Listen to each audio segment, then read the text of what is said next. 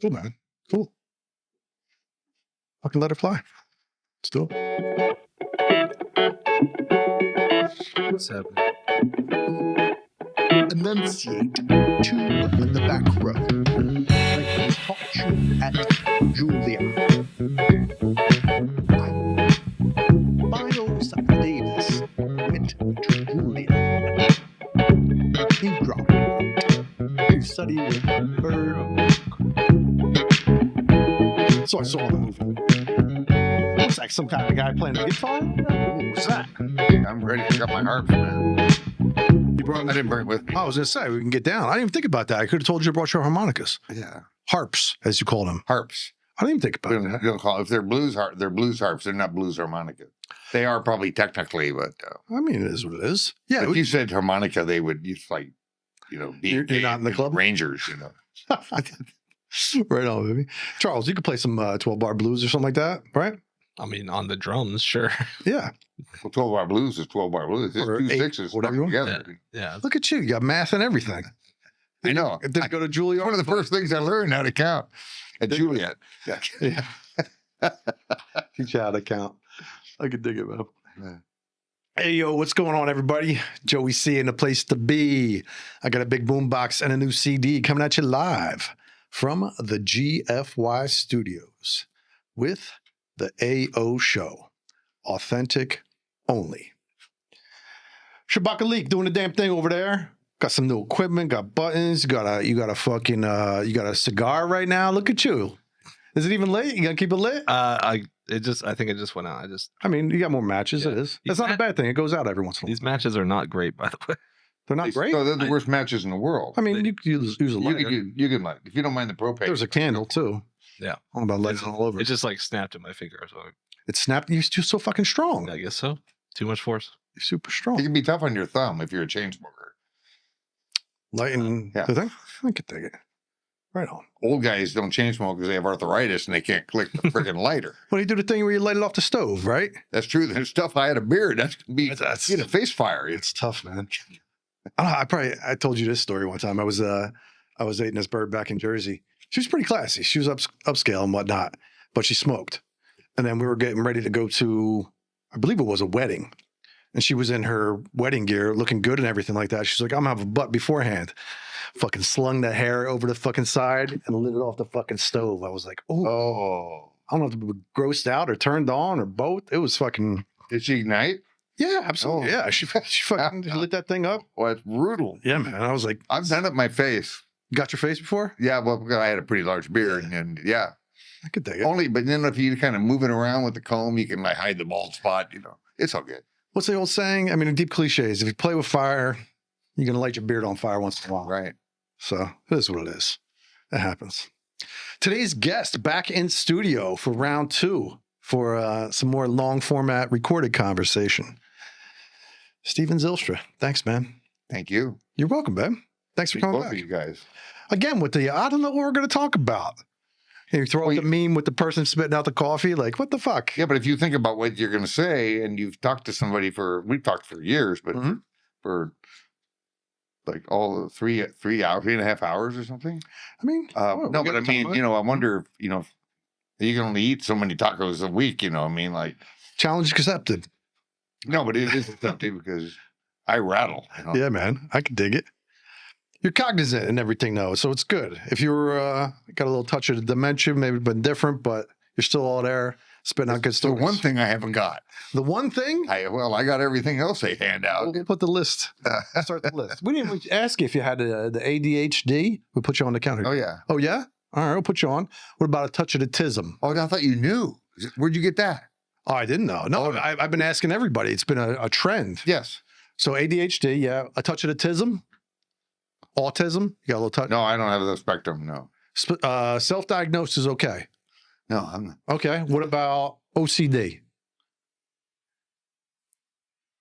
A little polar stuff in there. Polar? We can start a new The category. North Pole. North Pole? All right. North Polarism. Well, there's two. One's not bad. The other one's, you get really funky. What do you mean, like manic, bipolar, manic Yeah. depressive there's type? two- yeah. Yeah. I mean, it is what it is. No, it's always worked for me. Well, yeah. Get in one lane and I get stay beside yourself. myself, I could think of it. All right, we'll put a tick up on the thing for you for the ADHD. Well, we don't have to dwell on that part, but the Ah. ADHD actually is a benefit if you're self-employed. I would not disagree with that. Although you can grind your ass into the ground. Yeah. By, if I work this much longer, I can get this done, and I can get this done. And then it's 3 days later, and it's 4 wives later, here you are. Wow, that's a different spin. 3 days later, or 4 wives Or later. 4 wives, same thing. It Yeah, seems like it. Sometimes 3 days, 4 wives. a minute is like 1,000 years. Oh, it can be. Yeah, man. I could dig it. And I saw something recently, like, back in the day when you were hyper fixated, like you're a really good hunter. You study the animals, you know all their patterns and everything, and you can go back and you go out there and slay an animal and bring it back to the tribe. It's like you're a fucking hero. Oh, yeah. You probably got a little ADHD too, because you can hyper focus on this one thing. Now it comes across almost as like a pejorative type thing, where you're really good at fucking picking berries. It's like, I'm going to sit here and pick berries, and I feel good doing it, and it provides food for the clan. But now it's like, oh, you got ADHD, take some fucking medicine or something. No, that is, it's like there's something wrong with you. When I've always made the joke that it was very, very good for me, which it was, in some ways. Yeah. But the dark side was so nothing compared to the plus side, because you experience more things. You walk on the hot coals to see how hot they really are. I mean, I never did that, but I was just a metaphor for. I understand metaphors. You know what I mean? I know you do. We speak fluent Steve. Yeah, man, I can dig it for what that's worth. Yeah, I mean, you never know. Yeah, so it was all right. People, you don't want to think about it with me. The way I feel, if you're whoever you are, if they don't like you, then okay. Yeah. See ya. That's on you. Yeah, go fuck yourself. Have a nice day. Yeah. Or have a nice day. That's a great. I like go fuck yourself better than. I mean, I like yours. I'll use yours a little bit, maybe. There are a lot of people actually saying go fuck yourself when they say have a nice day. That is if they really don't want nothing to do with your ass. Exactly. Which is fine with me. Yeah. And my newer one, instead of go fuck yourself, is I appreciate your perspective. That's what I say to them. And I don't. And I do, but it equates to go fuck yourself. No. I get to a certain extent. I appreciate we live in a society where you can do that. Mm-hmm. Like you can say fuck the president. Mm-hmm. And a lot of times you can't say like fuck the king, because they would come after you. Yeah, they put you in a stockade and publicly do the thing to you and stuff. That's the idea. But then my dad was a real, my grandfather, they're all imports, and they my grandfather thought the greatest thing in the world was the freedom to tell people to fuck off. Because he couldn't do it where he's from, right? No, he couldn't do it. Yeah. Well, he could when he's younger, but then when the aliens came in, you couldn't say anything.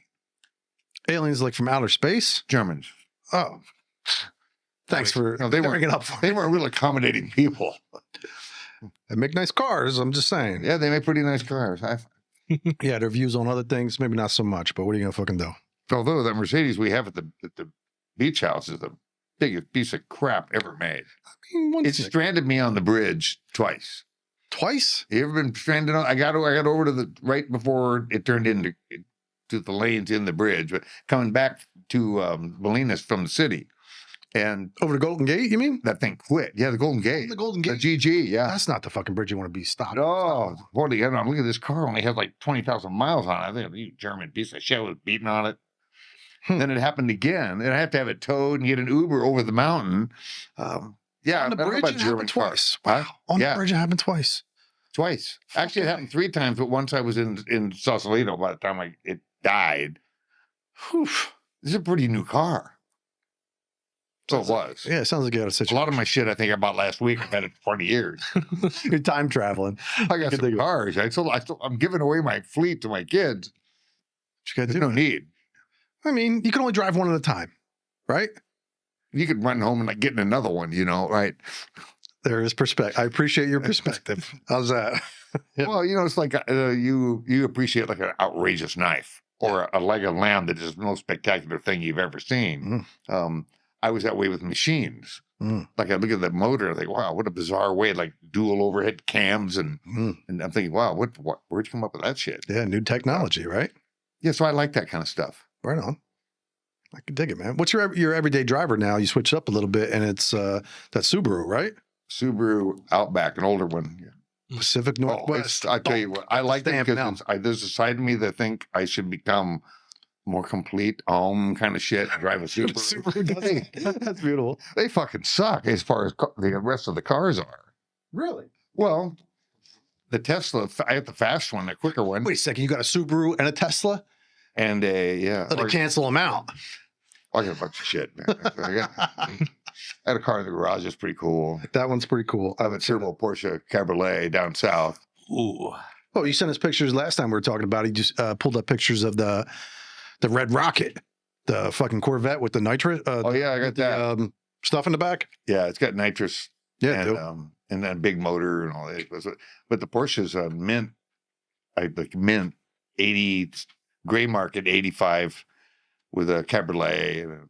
But you know, I haven't been in that thing in 10 years. Convertible or ragtop? Convertible. Nice. I mean, Well, that would be Cabriolet. That's their That's idea. what it means, right? Yeah. Hmm.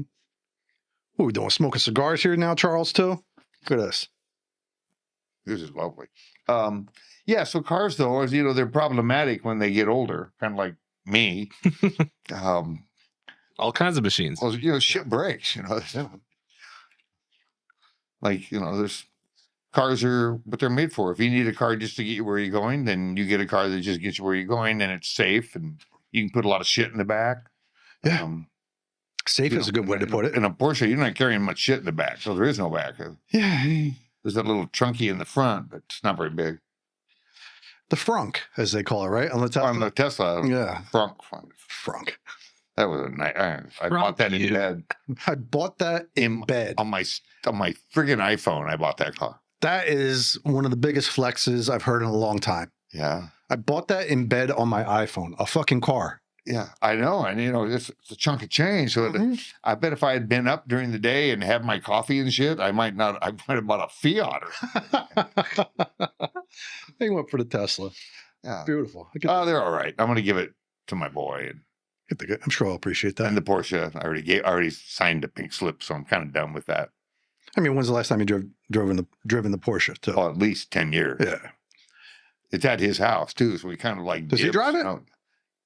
He drives it once in a while. You know, you got 2 kids, 15 and 12. I can't put a surfboard on top of that. You don't... Yeah, well, I know... Put it in a passenger seat. That's a flex. Yeah, the car's too nice to put... I mean, it's his car now. He can do whatever and get a little sand in it. Oh, he knows better. I'll come back out of my hole in the ground. I will fucking launch you. I will fuck you over. That's beautiful. So, you know, he drives as I did for years, a diesel Ford truck with his surfboards. And then he has an Ionic. It's an electric. Oh, that's a Kia, right? A Kia Ion? Hyundai. Yeah, right on. Yeah. Pretty nice car. I see him driving around all the time. I catches my eye. I was like, what kind of car is that? Like, Well, the downside of them is they charge at Electrify America, which has very few Tesla. There's a Tesla charger everywhere. Yeah. And you can, it's no It's not the same hookup?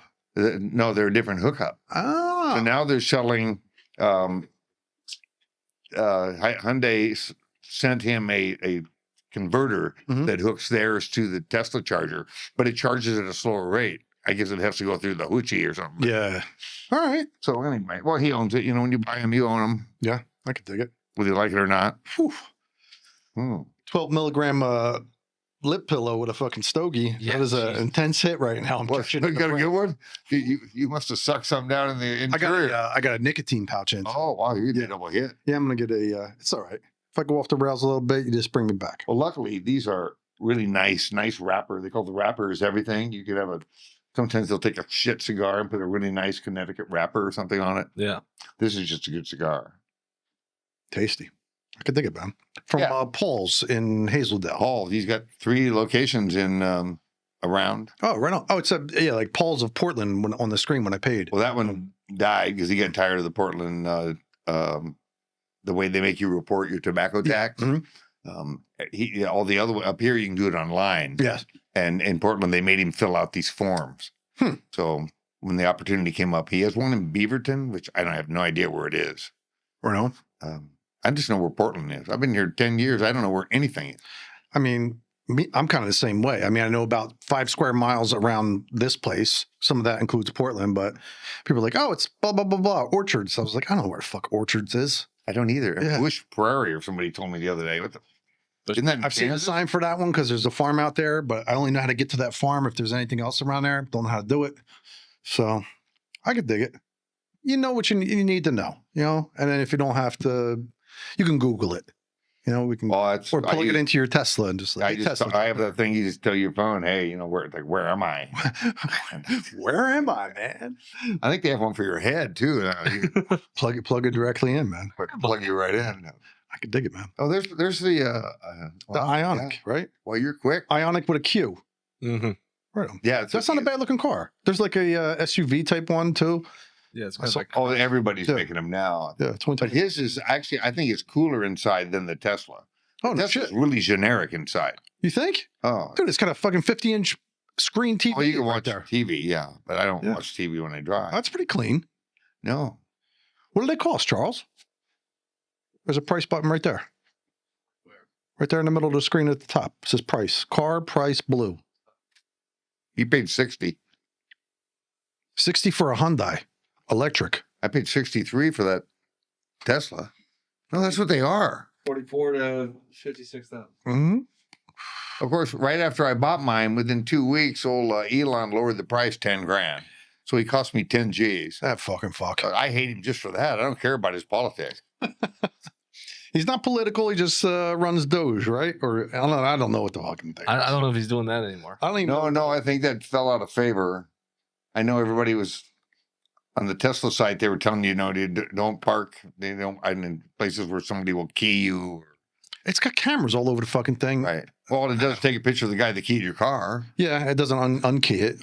I see that. I mean, if they want to key my car, I get insurance. Yeah. 5 years ago, Tesla good. Now Tesla bad because... Well, Henry Ford was one of the biggest anti-Semites known. Yeah. No shit. And I might be wrong. You can fact check me, but he published or backed newspapers and stuff about how evil the Jews were. Yeah. So he was in. You got confirmation on that, Charles? Yeah, Hitler was a big fan. Yeah, they're big. They're buddies. He and Adolf. He said that out loud. Hitler was a big fan of Ford. No, and I'll bet you there's a lot of Jewish people driving Fords that don't know. Yeah.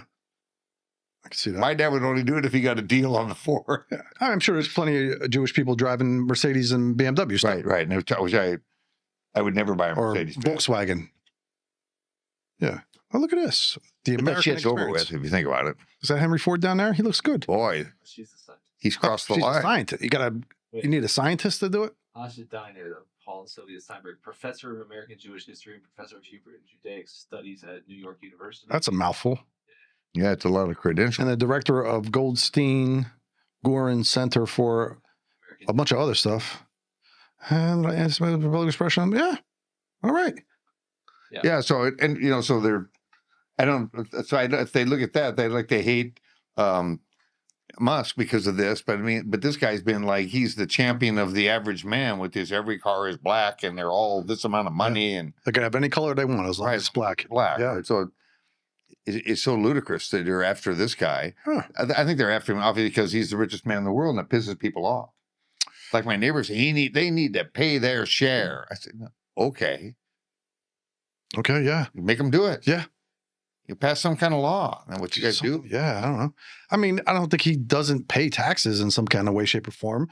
But much like the current president, there's certain things that are written, and if you judge them or follow them in a certain way, you could pay less taxes. Yeah, I would if I could, but you got to be really connected and have more money than me. Exactly. To worry about a tax shelter. Yeah, I mean. We are the have-nots, so we don't necessarily get full access to that stuff. But even for little people, like having an LLC and your own company and a trust, and you bet, a universal health. It's our version of a tax dodge. Exactly. And if you set it up correctly, and have a family and kids, it can provide generational stability. And in some cases, if you're almost 80 years old, you've probably won and lost a dozen fortunes. Oh, I really right. Certainly lost a few. Certainly lost a few, but you had to get them first. Oh right? no, I came back. Yeah, exactly. So setting it up right and having these certain systems set up that are 100% legal and everything. They're there for a reason. You could provide generational stability and potentially generational wealth. Which is the idea. In fact, what's funny you should say that because I'm setting up a new trust because my old one was so old and I've accumulated and stuff. It's got dust on. So I talked to this attorney that wants to sell me his services, and he mentioned generational wealth. And Yeah. I think, the fuck is that? I mean, if he's mentioned it, that's good. Yeah. That's a good thing because he Well, knows. mine's one shot. I die, they get it, and I'm over, And they got kids. And they got kids. Yeah. No, hopefully that they'll be smart enough to hang on to some of it. It's property, so it's not like That's a big deal. tons of That's a cash. Big deal. And not a lot of people, I mean, from Charlie's generation or my generation probably could say that.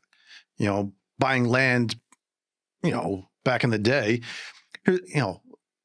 quick thing from my life. So my dad was in the military, and our first house, I remember asking him when I was like, 12, 15 or something like that. I was like, hey, you're in the military. Use your GI, not GI Bill, the VA loan or whatever it is. Right. It's a one-time thing to buy a VA house. loan, yeah.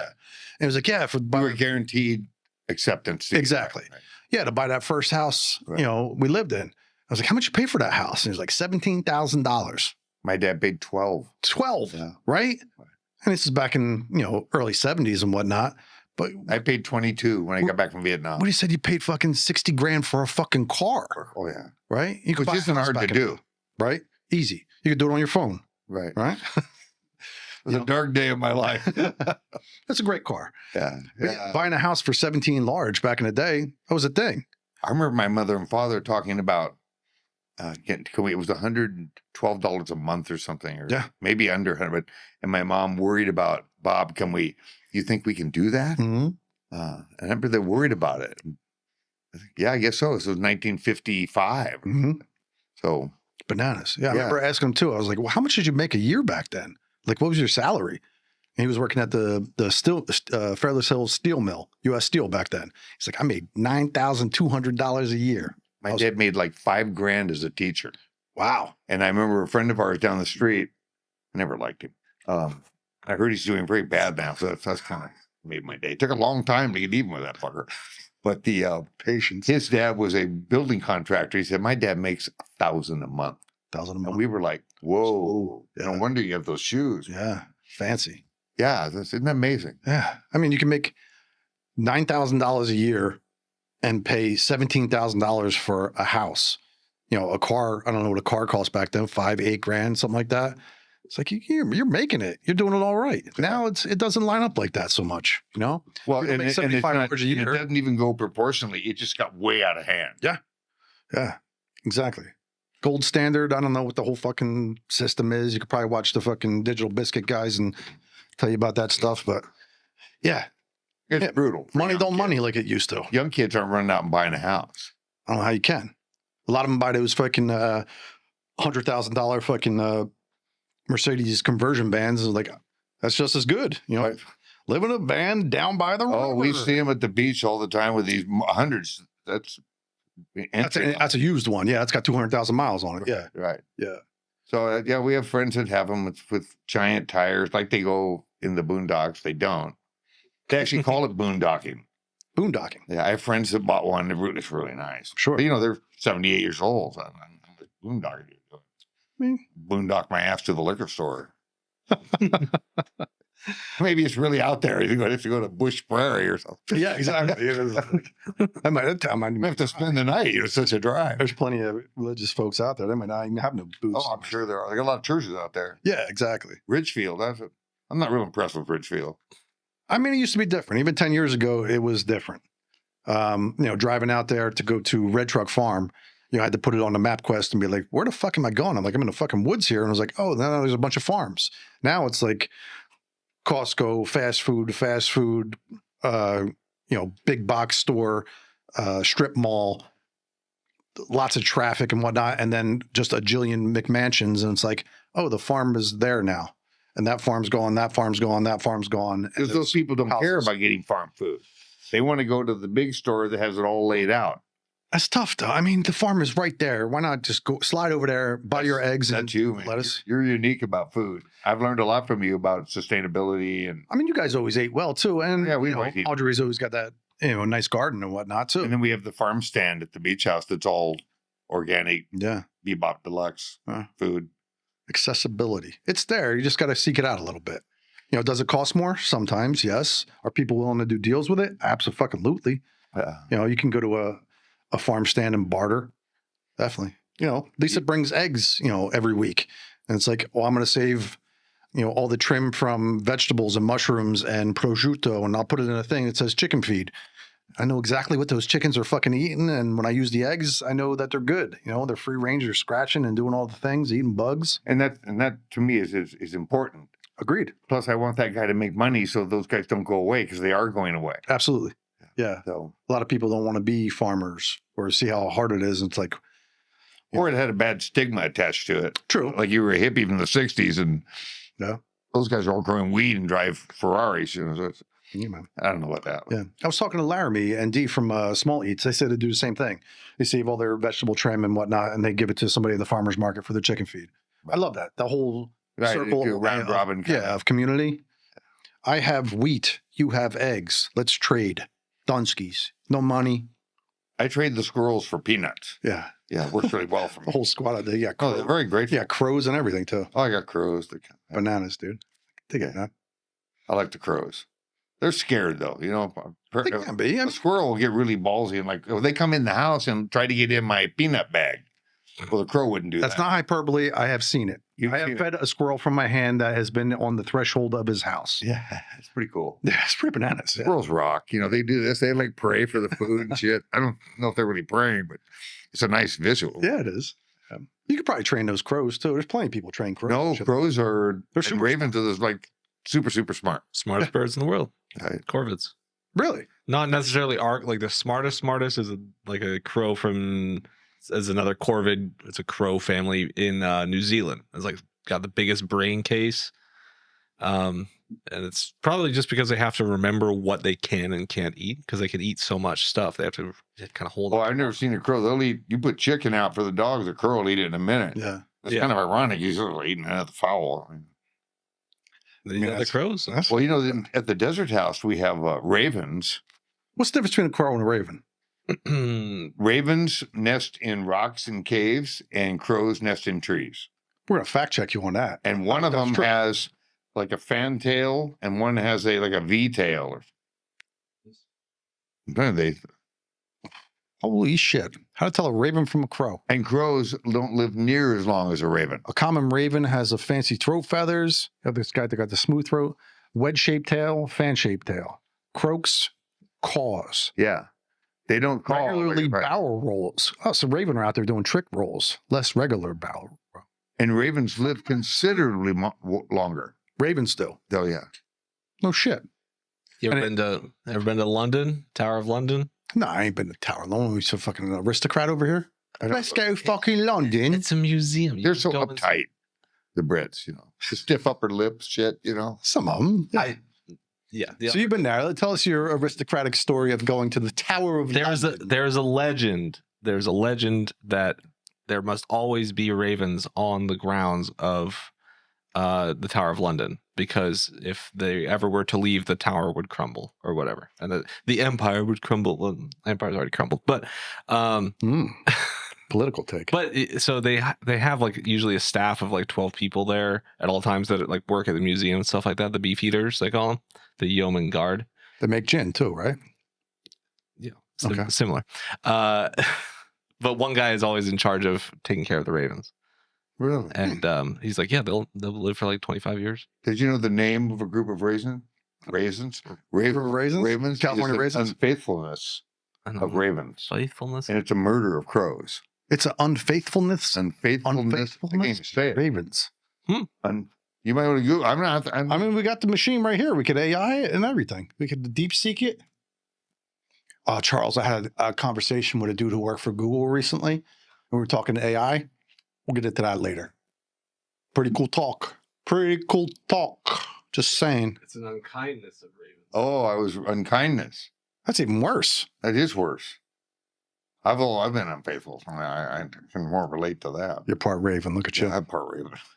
An unkindness of ravens. Kindness. That's pretty trippy though. I was close. I had the A conspiracy, a treachery, a rave, and an unkindness. Most people use the more generic flock. Yeah, but you got all these other ones you could use. Yeah. I don't think unkindness is bad. No? No, I had a guy trying to sell me some windows at my house the other day, door to door, and I was unkindness to him. Right on. I said, dude, do I look like I need friggin' new windows? Maybe you did. I don't know. I'm not a window expert. How do you fucking know when you need new windows? Well, I don't like people coming door to door and selling me stuff. In the Just first say place. that then. If I want something, I'll go get it. Yeah. Or I'll call you. Or you order it from your phone from bed. Right. Lay in bed and order some new windows. Yeah. New man. window. Yes. Anyway, so in the desert, we have the good thing about the crows and the ravens is when the hawk comes to kill the birds and bunnies, they beat him. They rush him out of town. The ravens do? They To the hawk? The hawks, not the yeah. The crows are the worst. They attack because the raven. I mean the The hawk? Cooper's hawk. Okay. I think is what they're called. Will eat their babies Oh. and eat, and so they don't like that. And there's usually more than one raven, too. Hawks are kind of singular Hawks hunters. no, they are singular, but there must be. I bet I got 100 crows around my property. I got a chunk of property, but then Yeah. ravens, dozens. Yeah. That's an interesting place, that Joshua Tree House, man. It's But you have a tree named after you there. oh, thank you. I appreciate that's it, very man. nice. It's that's a groovy space, man. Yeah, And you said you started going there grandparent days, right? in the mid '54, my grandfather had a house in Joshua Tree, Okay. and we used to go out there, and we had an old Cushman Eagle, if you know what those. I know what a Cushman is, yeah. Rounded. Yeah. Then they had a fancier one. Mhm. So we went there all the time because my grandfather had lung cancer, and back then Send you to the desert. they thought you went out to that dry. Yeah, man. It might buy you about 30 seconds or something. Could matter. No, if you got it, you got it. I can't believe I know. Like I'm not, but what I've gone through in the last 7 years, I don't believe any of that shit. You know, oh, we got this new one now because I've tried the new one like 3 times, and here I am. Here you are. Yeah. I could dig it, man. Well, we are where we are. You know. Exactly. I'm going for some new one coming up. So Let's get into that, man. You're gonna like ruin all the filming we got in on all the cameras because you're so nuclear right now, I right? know I probably already ate. Tell us about what. So last time we got into it a little bit, and you told everybody you had cancer, and now you're going through some treatments. You had a specific treatment. You're doing more treatment, and you get into a new test study trial A treatment, clinical trial. a clinical trial. If you have terminal cancer, that's like God came to town. Mhm. You can get a clinical trial because they've tried all the generic. We'll do this. We do this. Those things you see about miracle doctors coming in. They have a protocol of things you take. When you have prostate cancer, depending on which one you have, Mhm. they remove it and they hope they got it. Well, they didn't. All right. Okay. So then they radiate you. All right. So the radiation, I went through that Mhm. 20 times or something. 20 times. Yeah, there's a Wow. bunch. So they can't nuke you all at once because it'll French fry your ass. Mhm. And then they check your PSA, your prostate Mhm. specific androgen, Mhm. and that's how they monitor how you're doing. And I just had it done. yeah, it's It's a blood test, yeah. it's a blood test, right? So then they radiate you, and then they watch again, do another test, and it went up again.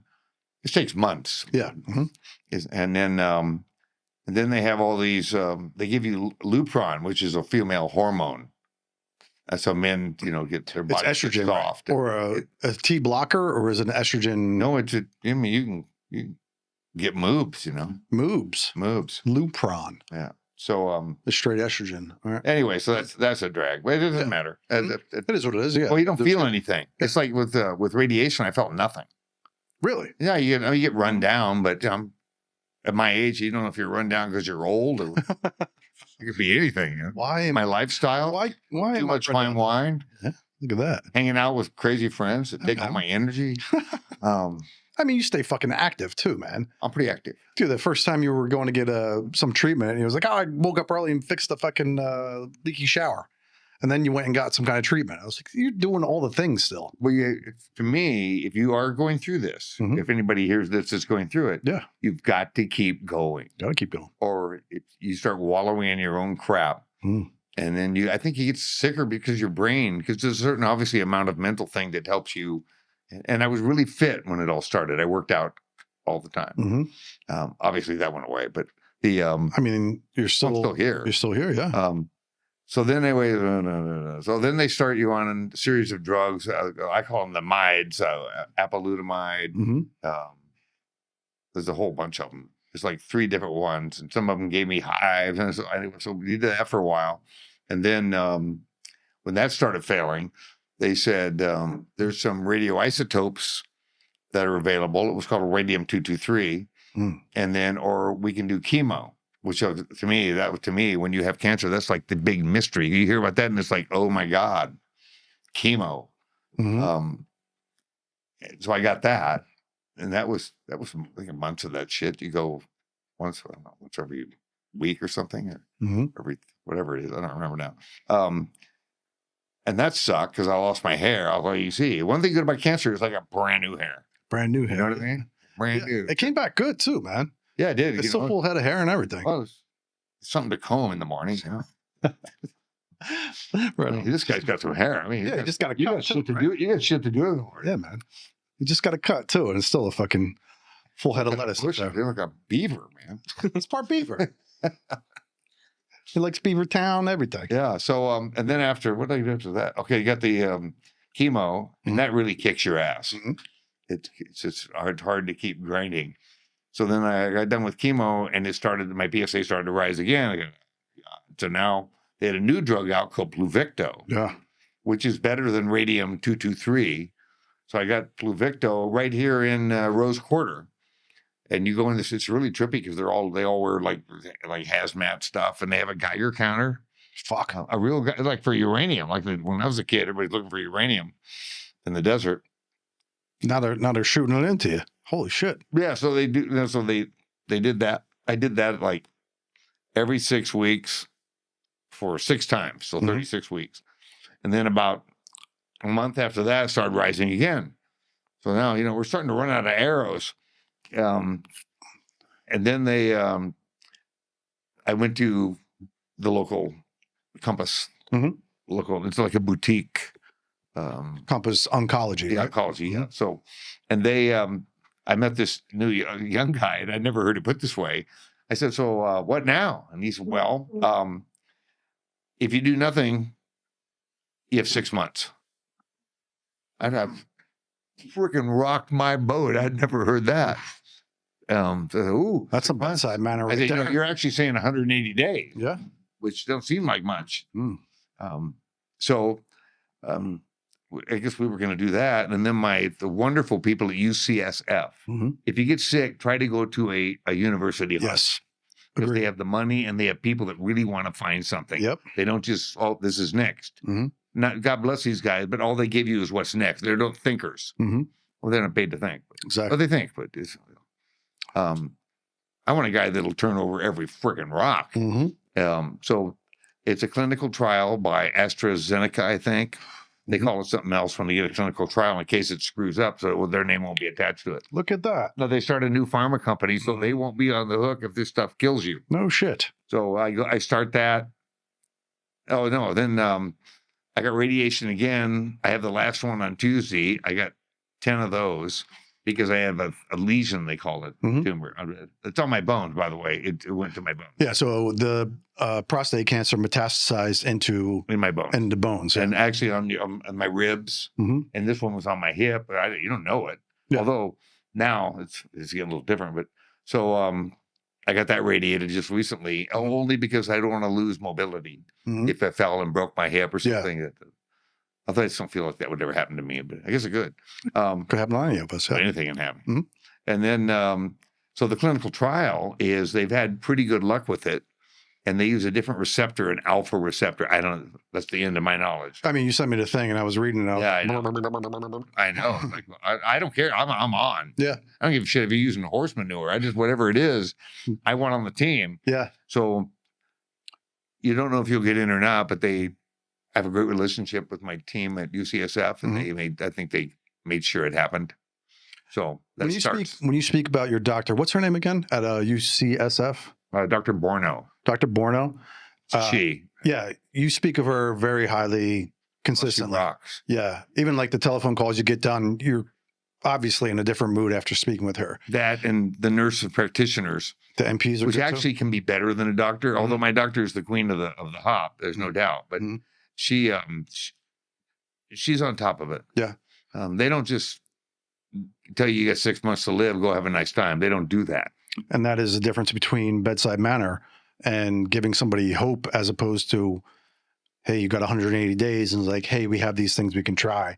And like you said, the mental state is a huge part of it, and that can be a difference to somebody. Well, if you're kind of I don't want to say the word quitter, because I'm me, and I'm not some other guy that has the same thing, and he's really tired of getting bad news. Yeah. He's really tired of feeling like shit. Mhm. And I think the people that are with you get really tired of the whole thing too. They would never say it because they're caregivers or Mhm. whatever. So I understand them saying, I'm done. Hmm. I don't really understand it. I mean, I get it. Yeah. So that's the new thing. At the end of June, I have to fly down there every 4 to 6 weeks and Mhm. get their thing. It only takes like 20 minutes. Right on. So that's the And that's latest, the newest one, greatest. yeah. And that new one, what's the new one called again? I got it in my phone because I looked at the thing. I read the thing. Is it not so? No. I'm gonna pull it up and look at real quick. No, it's the latest. For anybody that's going through this, that hears this, I mean, you never roll over, because there's always these guys, these drug companies. Although Big Pharma gets a bad rap because they are assholes, but because they'll sacrifice lives for money. Wow. Which I think, obviously not all of them. Some of them might be like great guys to drink a beer with and smoke a cigar. I doubt it. Yeah, I don't think I'd want to hang out with Trump and smoke a cigar with him. But I mean, he's doing some things that I'm not against. He's doing some things I think he's weird. So they want to be the one that finds the deal that ends prostate cancer. This is the second biggest killer of man. Prostate cancer? Right. I think we talked about this last time. Cardiac is number one. When I started researching it, if you have a prostate, every man is going to die with prostate cancer. Mm-hmm. But dying from prostate cancer, that's, if caught early enough, it is one of the more preventable ones. It is if you get a surgeon that gets it. Exactly, depending on the aggressiveness of it, and it can do all kinds of. Well, they tell me Agent Orange is a player. Agent Orange, tell us about that. And we got so many texts back and forth. There's so many food photos in here. It's bananas. I love it. I know, I sent you some weird shit. No, it's good, man. Well, Agent Orange, as everybody know, I was in the infantry, so we were in the jungle, and they had to defoliate the jungle, especially around base camps and things, because they want to be able to see if anybody's coming to blow up their helicopters or something, or overrun the base camp. But let me interrupt you real quick. Charlie, can you pull this up? Actinium 225. Ooh. ACTINIUM 225. Ooh. Cool. Yeah. So you're talking about Agent Orange being a factor and its use. Alpha therapy. That's what there was a market called Alpha Beta when I was a kid. I was wondering where that came into play. Anyway, it hops on your cancer cells and wails on them, but so was Pluvicto. Yeah, specifically. So that Pluvicto, in doing the research on that, that's got this isotope that is PSA specific. So you could have XYZ cancer running through your body, but it's going to go directly to these specific ones. And that is similar to what, you already over there, burning the place down? Sorry. This actinium is, it's still in trial phases, and you got accepted into the second phase of it, right? Yes. First phase, you probably didn't want to be a part of because that's usually a toxic. No, first phase is not a. Yeah, it's not really what you want to do. Yeah, this guy's head blew up and this guy's dick fell off. But you will. Yeah. But so this is, it's got to go through 3 trials before it can get approved and go to full on market. And you got accepted in the second. Number 2, right. Number 2 part of it. And then doing the research on it, there's some cats that had PSA scores. So people know PSA score for somebody with a prostate, active, healthy, and everything, it should be like under 1, right? Or close to 0. But you can go to 4 and they don't get really crazy. Exactly. You can go to 4 and whatnot. There was this guy in the first phase, I believe. Yeah, it was the first phase. It had to be. Whose PSA score was close to 1,200. Right. And that's fucking like, oh, you've got a situation. And I brought that up when you told me to my nurse practitioner last week. And I said, yeah, see, these guys are in the thousands. He said, well, I'm not going to sugarcoat it. Those guys, they're in trouble. Oh, absolutely. Yeah. And then right next to that, so they're publishing the best results, of course, just so they can get funding and things. But they showed this guy's PET scan and it looked like a piece of moldy bread. It was so speckled with, dark spots, which is like the cancer and tumors and things like that. It was remarkable. Yeah. Well, And then after this treatment, his PSA went down to under 4. right. And his new PET scan had 2 small black spots on it. So it can work. It can be silver bullet type stuff. It's not, certainly isn't a guarantee, but it's, to me, it's wonderful. Yeah, absolutely. Hope. Well, it's Everything. hope and because I got some shit I want to do, one thing, if you're not enjoying your life, maybe those are the guys that go into the 180-day plan. Mm, But I mean, as we know, life can be wonderful. It can suck for short periods of time, but basically the overall plan is pretty freaking cool. Yeah. Just- enjoy yourself. Yeah, man. Well, and reading, like these guys we've been reading lately, Nietzsche and Carl Jung, Jung and Orwell, that thing you sent me today from Orwell was great. that was astounding. All these guys, they just they were like Orwell and Bradbury, because he wrote some other Marsy kind of stuff, but Fahrenheit 451 was political, and Huxley with Brave New World, and Good one. they weren't writing books to make a lot of money like Norman Mailer and these guys. They were writing books because they wanted the word to get out that they're onto something. They are totally, well, we've proven it now, that they're onto something. Yeah. About the government lying, and we used to think everything they said must be true. Must be true. Eisenhower said it. I mean, or whatever. Mhm. So that's why I really admire these guys. I admired Plato and Socrates. Those guys were way, I'm talking about ahead of your time. Yeah. Of course, they killed them if they didn't like what they said, but probably. But Yeah. But Orwell, that article today was lying and. It was pretty.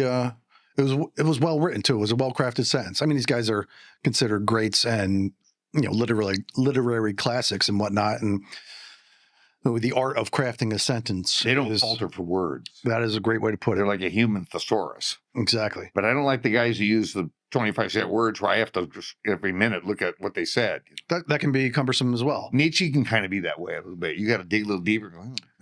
Also, I mean, Nietzsche, English wasn't his first language too, right? So you might be getting some translations of that shit and whatnot. And some people might spin it, be like, oh, let's make it as verbose as we can, or, as grand as we can, when he just said, this is what it is, Right. But which is what I need, because I barely made it out of the 12th grade. So, I mean, that was a struggle to wear that cap, why? I don't understand why that's such a big deal now. If a plumber makes $300,000 a year, so the only cap he needs one that says Nessie Ferguson or Cat.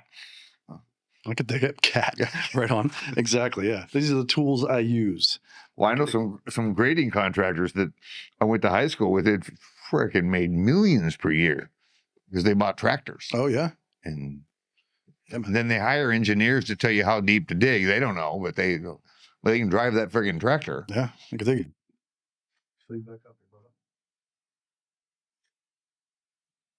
Yeah, so you're going down to... Yeah, so I'm going down there in the end of June. We're actually contemplating, in fact, I was going to lay that on you because you take care of my garden and my house and my life when I'm gone. I'm thinking about driving down to the beach house because it's an hour and a half away from, it takes an hour to get across San Francisco quite often. It's not a big city, but it takes a long time to get across 7 by 7. Yeah. I love that street, Gaw. I go on Gaw Street because I loved Vincent. Right on. It's pretty cool. I could dig it. But San Francisco to me is basically kind of a shithole. I mean, I haven't been back there in so long, but I hear stories about it. No, there's some great, as you know, the food is. Yeah, I mean, it's a great food city. I think we talked about that last time. There's nothing on the earth that you probably can't get in San Francisco. Huh?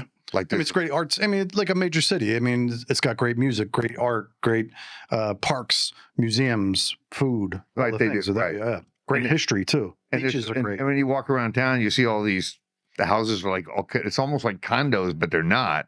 They're like 4 inches apart. I don't know how you get in between them to paint them. Yeah, several $1 million now. Oh, the house that we had in Laurel Heights is probably $3 million. Shoosh. I know, and it needs a lot of help. Yeah, a lot of them do. Yeah. I mean, there's been earthquakes and all kinds of shit and fucking bananas. But as far as the city is now, when I'm saying that it's kind of a shithole, because on my way to go to the China Basin where the hospital is, you drive through the Tenderloin. Okay. And that's less than groovy. So evidently, old Newscom, I can't say it. Newcomb. Newcomb? Newsom. Newsom. Yeah. That's his name. Yeah. Right on. He owns Plump Jack Liquor. I mean, he's a fat cat. Does he really? Yeah. He's got a podcast now, Yeah. too. Charlie, you listen to it? No, Why not? That's your guy, isn't that? fucking hate that guy. You hate that guy? All right. It's a dogma cast. A dogma cast. That is an interesting term. I like that. It's made it up. Right on. I'm going to write it down. No, but now he's realizing, I think, this is me, and believe me, I'm the guy that didn't make it out of high school hardly. So he's realizing that being far left is not going to pay off in 2029. I think that's what he's seeing, because he's certainly moving to center. Because now he came out with this new thing that all cities in California will like lose if they don't start dealing with the homeless problem. And he had one of the biggest homeless problems in the state in San Francisco. So now they're going to start, I don't know what they're going to do, like boot him, hang him or something. I'm not sure. But so that he's moving there. And then also on some environmental issues, he's allowing, like, maybe the dams aren't such a great deal because the farmers suck with the dams.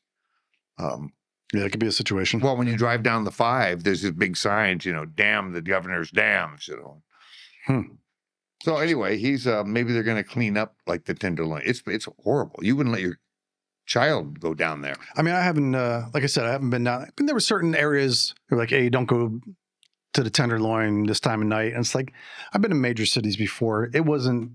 Well, New York's no different. Yeah, I was say it wasn't more or less aggressive than any other place I had been to. Nobody's. But I've heard If you're a white boy wearing $200 shoes, you don't want to be dancing down there. You'll be barefoot by the time you leave. I mean, maybe not. Yeah, I could dig it. So yeah, that's right on Geary, right? Yeah, Geary's like the Geary Boulevard down there by the museum and whatnot. Geary, that's where that barbershop is that everybody's been going to for years. 2 Filipino guys. The 2 Filipino guys. That doesn't narrow it down on that trip. No, I got my hair cut out in the desert at Fatty's barbershop, and Scott, the guy that owns it. Nobody calls him Fatty, but he calls himself Fatty. But yeah, right coming down, right? Yeah, up. I'm looking at. Okay, yeah, down here in the Richmond and coming down here. Yeah, well, that's more towards the Richmond on Geary. There's this barbershop, and I told this guy, I said I go to he goes, oh, and he told me their name. He goes, oh, they're famous. Oh, right on. And it's a whole barbershop, but people line up to go in there. Yeah, man. Yeah, painted ladies. Yeah, where that came from. Yeah. I mean, Tenderloin District. Tenderloin. It's right near Nob Hill, though. That's not that far away. Exactly. Actually, that couple of inches between the two can take a while to get there. Yeah. Yeah, it's a main drag, going down Geary and whatnot. And before I moved there, my uncle, who was a musician, traveled all around. He was like, get a leather jacket because you're going to be walking home at night and the fog is going to be so thick, you're going to be fucking soaking wet if you got anything else but leather on. I was like, all right. I did that. Well, he was like Kerouac. Yeah, exactly. Yeah, it was a good thing. He was like, stay off of Geary down by the Tenderloin. And I was like, I didn't know nothing about it. So, I had to do the internet research back then. And I was like, all right. But going down there, getting done a gig or getting done band practice or something like that. It's like, hey, we're going to XYZ restaurant. Where is it? Tenderloin. All right. Car full of guys getting out. Yeah, if you have I would Uber there, get out of the car, go eat, and then Uber out. Although I like hate. Yeah, me too. I've had some wonderful experiences at night in the hate. Yeah. It's really cool experiences. And then the other one I really like is Fillmore. Fillmore's nice. Some great food in Fillmore. Absolutely. Yeah, man. The Jackson Fish Company or something. You ever been in that little place? They have oysters. It's a little place, but they have like 4 different oysters and fresh every day. In San Francisco, that's a thing. I mean, every restaurant's going to have oysters usually. Oh, you got to have oysters. Yeah. How does a man live without raw oysters? I mean, I know people, they revolt them, and I just slurp those babies down like. I mean, that's an acquired thing. I mean, the first person to eat an oyster, they had to look at that person like a madman. Snails, crabs. But it's kind of like snot sometimes. It can be snotty. It's delicious, though. Yeah. And good for you. Lots of great.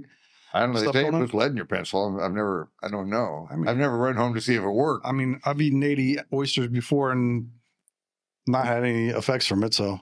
No. But I'm looking for that oyster. The one with the pearl in it. Yeah. Right on.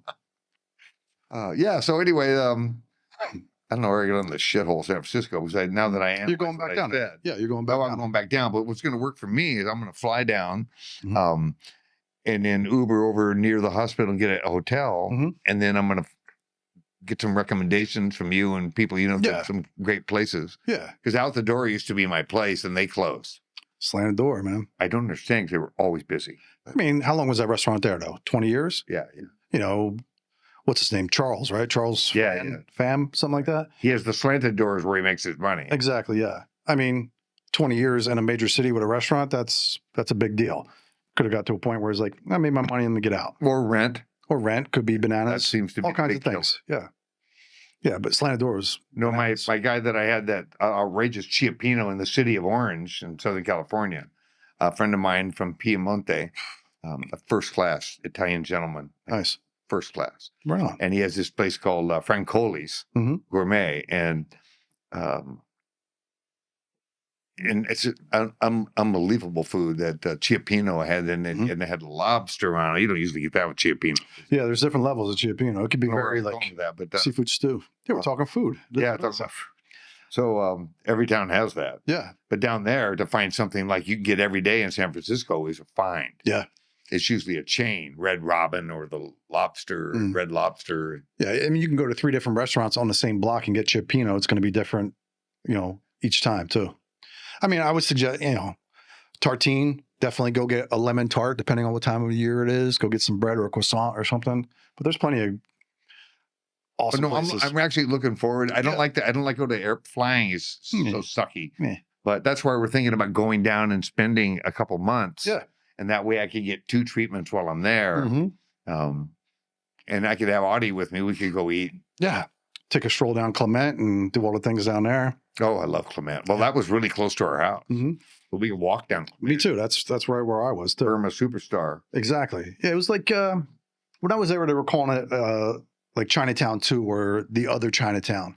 Right. The Chinatown that's downtown, right off the Italian neighborhood. That's more of a touristy. It can be a touristy type thing, and there's some Chinese restaurants and stuff. But out in the Richmond, Clement and whatnot, and you go in there and it's like one of those old school 1,000-seat fucking Chinese restaurants, and it's got all the things, and it's like kind of like one of those ones we went to in Portland that night. We didn't get in. Exactly. But it looked like a cafeteria of Chinese food. Yeah. But like you said, like really nice. Yeah. Right on. Yeah. Go there and, order a Peking duck or a half a Peking duck, whatever you're doing, eat the whole thing and get Wasn't what that we were looking for that night? We couldn't find a duck to save our ass. Well, the one place that we ended up going to, we went to that one place and they were having a private event. And then we tried to go to Fortune Barbecue and they were sold out of everything because that's a really popular place. I ended up going back there and it was the middle of the day on a Sunday and there must have been 20 people. It was packed in there. I was the only white guy in there and people were coming in and just getting like, hey, give me a pound of that. And they were hacking it off. They were super fucking busy. Oh, but and it's a little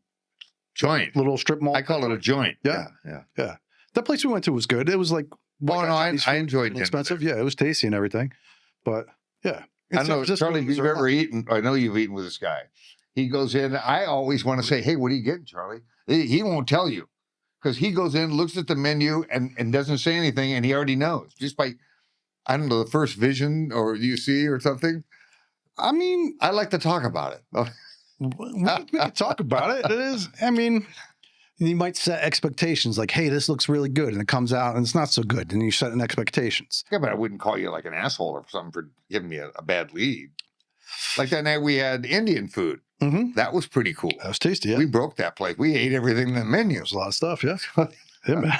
We broke that place.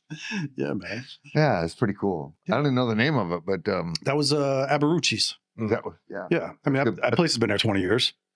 They do a good job. Yeah, it's not bad. Well, when you go in there and there's a lot of Indian people, it's kind of like these cats know. That's what I look for. Right. I like that. I do too. You gotta get them to take you to Tio. Oh yeah, we can go there. We got three things on the menu. It's pho. It's a Vietnamese soup, and there's three. Yeah, there's three. They said fuck. I said really? Fuck. They got this. No, in Vietnam there was a town called Dumb Fuck, Dumphuc, and we always used to laugh so hard about that. Boy, you better hope they don't send you to Dumb Fuck because everybody's stupid. Oh jeez. Yeah, we'll get some pho. Yeah, it'll be good. You got the chicken last time too. I got the chicken last time. Yeah. Yeah, I mean, there's only 3 things. You go back. How to do they times do you the go on- chicken? It's a big bowl of noodle soup.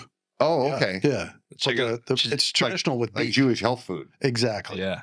Exactly. Chicken was on the bone in the soup, Mm. and then they give you like a platter of stuff you can throw in there. So you got like Little the- condiments like you can. condiments and veggies and like basil and stuff like that. You Yeah. can throw in it. Oh, I throw all that shit in. Yeah. I just dump the plate on that. There you go. That's one way to do it. Big. Yeah, it was great. It's a lot of food. It is You like guys are making me $15. hungry. Yeah, we'll go hit it up. Yeah, yeah. But heading to San Francisco, there's plenty of good food down there, and scoping it out and just making a plan. Like, hey, this is what I'm going to do. I got to go here for my treatments, and these are the places we could. Yeah, I'm just Frequent. gonna something simple because I want to get home. Yeah, I get it. I also like Hog Island now that they're in the ferry building. Yeah, You can go over there and get some pretty good chow. yeah. Bunch of oysters. I don't even know what a dozen oysters cost there now. Sorry. Maybe we could pull that up. Hog Island oyster and the ferry. I'll bet you building? Kumamoto's are $36 a dozen. No, $3 each for an oyster. I'll Holy bet. fuck! I don't know Kumamoto's. That's the You got to find out when our the happy hour. Tiffany's of. Go hit them up on a happy hour. Get them for $1 a shuck. Well, you ain't get no bucket shuck there, man. See, this is how money has changed. Look at that. Look how big the place is nowadays. Well, they have a place in Petaluma now, I think, or Fairfield, one of those suburbs. Sweetwater Petite. Hog Island Sweetwater's extra small, $105. For how many? That better be a fucking bag of fucking oysters. Better be 100. $105. For how many? No idea. Nobody's going to pay 100. 36. What do you? 36 count bag. So they're $3 a Oh, this piece. is like the wholesale type thing. This isn't even get them in there and have them shuck them. Right on. I think I told you that story. I was at Hog Island when I first moved up to the Bay Area. And that guy watched me shucking oysters and he couldn't take it anymore. And he came over and said, dude, I can't watch you anymore. So he shucked There my it is. oysters. Come on. Don't hurt me too bad. No, they're $3 each. $3 an oyster. 6 for 24 clams. Well, that's not bad. 6 for Is 24? that what it says? Yeah. Charlie, I gotta So get it's $48 a freaking dozen? Oi. 40. They cut you a deal. 45 for a dozen. 2 dozen for $88. Well, Joey, you and I could do 2 dozen in a heartbeat. I could do that in my sleep. I could do that with my left hand. Well, they do shuck them. I mean, Come on, I could shuck them myself. I know you're a good oyster shucker. Wow. Isn't that crazy? $36. Holy shit. All right. $36 for a plate of halibut. Well, it's that much at, what's that place in the waterfront? Wild Fin. Wildfin. Phew, man, look at this. San Francisco. They don't have fresh oysters at Wild Fin. Of course not. They don't? No. They're a corporate bag. Yeah, I can't stand that place. We need to go to the Cove. I mean, they'll break me, but it'd be worth it. Break you. Might take a lot, but I'm working on it. You're unbreakable. I'm working on it. I can dig it, man. With those So this new cameras. treatment, you clearly sound hopeful about it. Oh, I'm optimistic as hell. Yeah. I'd like, when they start talking 6 months, if I get a year or two, I'd be a happy camper. And I'm going to say this thing because I say it to you probably once a week. You don't have an expiration date stamped on your foot. None of us do. This fucking doctor who with the shitty bedside manner said, you got 6 months to live or however much, 180 days. He can go fuck himself, right? No, he can go fuck himself. They should never tell you that. I wouldn't even give him the thing, I appreciate your perspective. That's a straight go fuck yourself. No, that's how I felt that day. I said, dude, you said if for people that don't want to do anymore, I'm not that guy. Yeah. And I wanted to straighten that out right now. We're done, Mhm. or you need to get that. Yeah. Because I would never take a recommendation from him, so I didn't. And then he still scheduled it, and then I got the call from San Francisco that I'm in, Mhm. and I called back over there, said I won't be there on the 20th. That was just the other day, Mhm. and to get my port put in. Mm. They don't do ports at UCSF. They don't do ports at the VA, but these guys put a friggin' receiver in your chest so they can just plug you in like you're a friggin' Tesla. So anyway, that kind of scared me too. Yeah. So anybody that's getting treated for cancer, and if you have one that keeps kind of getting away from you, Mhm. like sliding out like a greased pig, kind of how it is. You're trying to catch that son of a bitch and you can't hold on to it. I get you. So go to a collegiate hospital or a university hospital. Yeah. Get people that you feel really good about. I mean, they're not God, but they'll give it their best shot. Yeah. And you're not just it's Joey patient number 6845. Exactly. You're Joey Chmiko. You know the name. Right. Yeah, exactly. Yeah, it's a big Let's Patch get- Adams thing. Well, she told me in the very beginning, I said, well, how long do I have? You go, I don't do that. She said, but you won't roll over easy on my watch. I remember the words rolling out of her mouth. And I thought, wow, I love you. And that's Dr. Borno? Yeah. She's said, right by me. Yeah. Shout out Dr. Borno. Yeah, Dr. Borno's. I like that. Hala Tala Borno. Shut up. Yeah, it's her name. I don't know what she's from ethnic, but she's as honky as the rest of them. But she's a special kind of human. That sounds like it. Yeah. Yeah. And she's in charge of everything too. And She's the queen. I remember when you weren't even in the study yet, but you said you were having conversations, and next conversation, she was like, yeah, she got me in. So she's I can't think. This is really interesting. Since then, I talked to my nurse practitioner, Linda McMullen. There's Hala. I love her. Hi, Hala. No, she's like a no bullshit person, because we were trying to decide over radium-223 or I was in my backyard smoking a cigar in the garden, and she said, well, what'll it be? Will we do chemo or radium-223? She said, I'm going to make an executive decision here. Nice. So I sat there and she waited. It took a minute or so, and she goes, chemo. And that was the best thing that ever happened, because radium-223 didn't turn out to be that great. Aha. So, well, chemo wasn't exactly like a new car, but isn't she lovely? Yeah. She's a good one. So I got Linda McMullen. So I talked to her the other day, and she goes, well, you won't be talking to Dr. Borno until the trial's over. So, well, why is that? She goes, because she can't, it would be a conflict of interest for her to, you can talk to me, but you can't talk to her because she's at UCSF is doing the study. Yes. So I thought, well, I get it. Yeah. I could dig it. Although, she's still watching. Absolutely. Yeah. And she watches, because it was really cool when I used to go to the VA, and they're good. That actually, like I said once before, that the VA, it should be the standard of healthcare that every American gets just by being an American citizen. The keyword citizen. Wow. That should be the standard of care. And that would be lovely if we had something like that. Interesting. So that people that couldn't afford it get a shot. Yeah, absolutely. And then, you go and I see my guy, and he's cool as hell, but he didn't remember me. And I don't expect him to know everything about me, my birthday, but you talk to Dr. Borno and Linda McMullen and all that, there's a plethora of these people.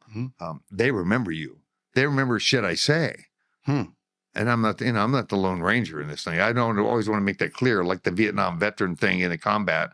I ain't special, because there were a lot of other guys out there with me.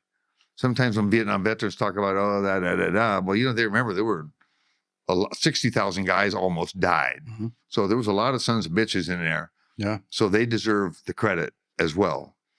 They do. So sometimes veterans dwell on themselves. What I went through. Well, it's on the board. Victim mentality. Yeah. I can dig it, man. Yeah. I mean, I'll be with you the whole way along this, and any capacity you need. And I love that. Yeah. We'll see what shakes out, man. Yeah. It's interesting. We'll see. Yeah. I mean, every time I go over and see you, some days, you're like, oh, and some days you're, like right now, all the fucking things, I feel dude. pretty chingon right now. Yeah. I mean, you're doing all things, smoking a stogie, having a fucking glass of wine. Life is good. I mean, life is, this, you know what this is right here? Yeah. Life is good. Life is good. Right now. Yeah, it is. What's going to happen tomorrow don't mean shit. I could dig it, man. And I liked Eckhart Tolle. I never liked him as a person. You ever heard Eckhart Tolle? Yeah. He talks like, he's like Peter Lorre, if you remember Peter Lorre. Can't stand it. You know how he can be. He's kind of creepy almost. But the only thing I really learned from him was the word now.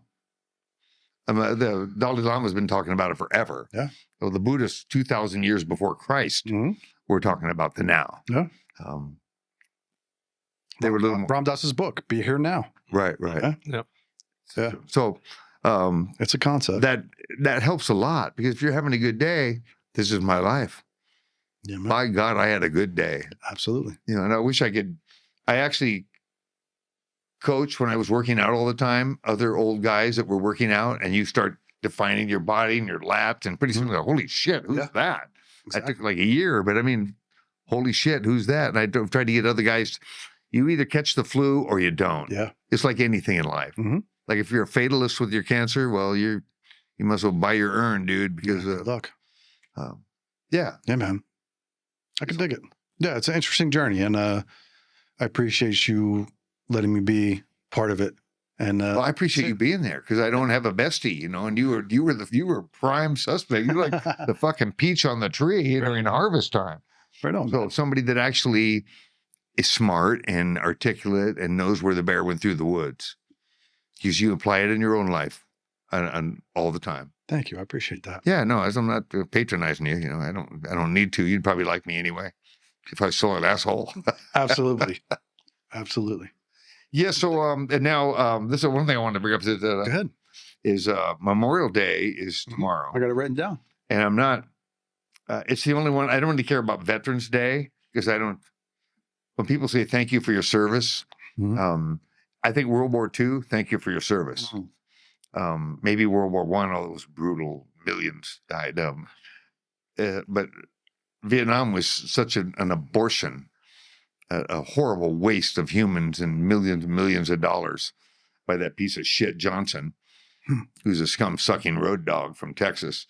Not everybody from Texas, but tomorrow what I remember are like the guy I think I brought up last time, Franco Diani from Jersey, that died right in front of me and caused me some trouble. I lost my hearing and stuff, but that's what you should remember tomorrow. It's not National Barbecue Day.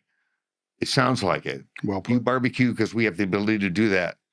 But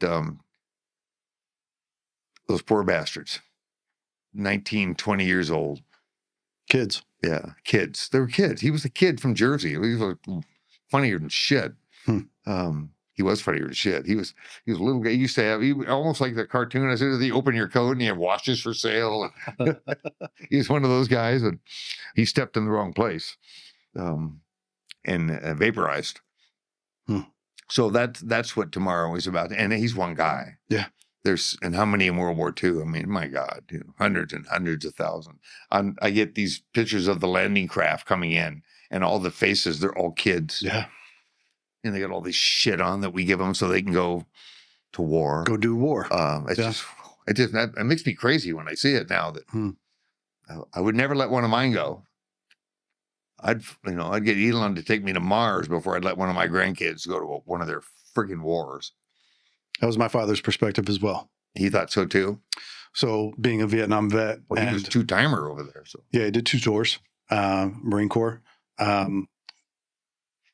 I was in high school, so the 90s when Desert Storm, Desert Shield, blah blah blah blah blah. Talks about the draft. shock and awe. Yeah, exactly. Talk about the draft.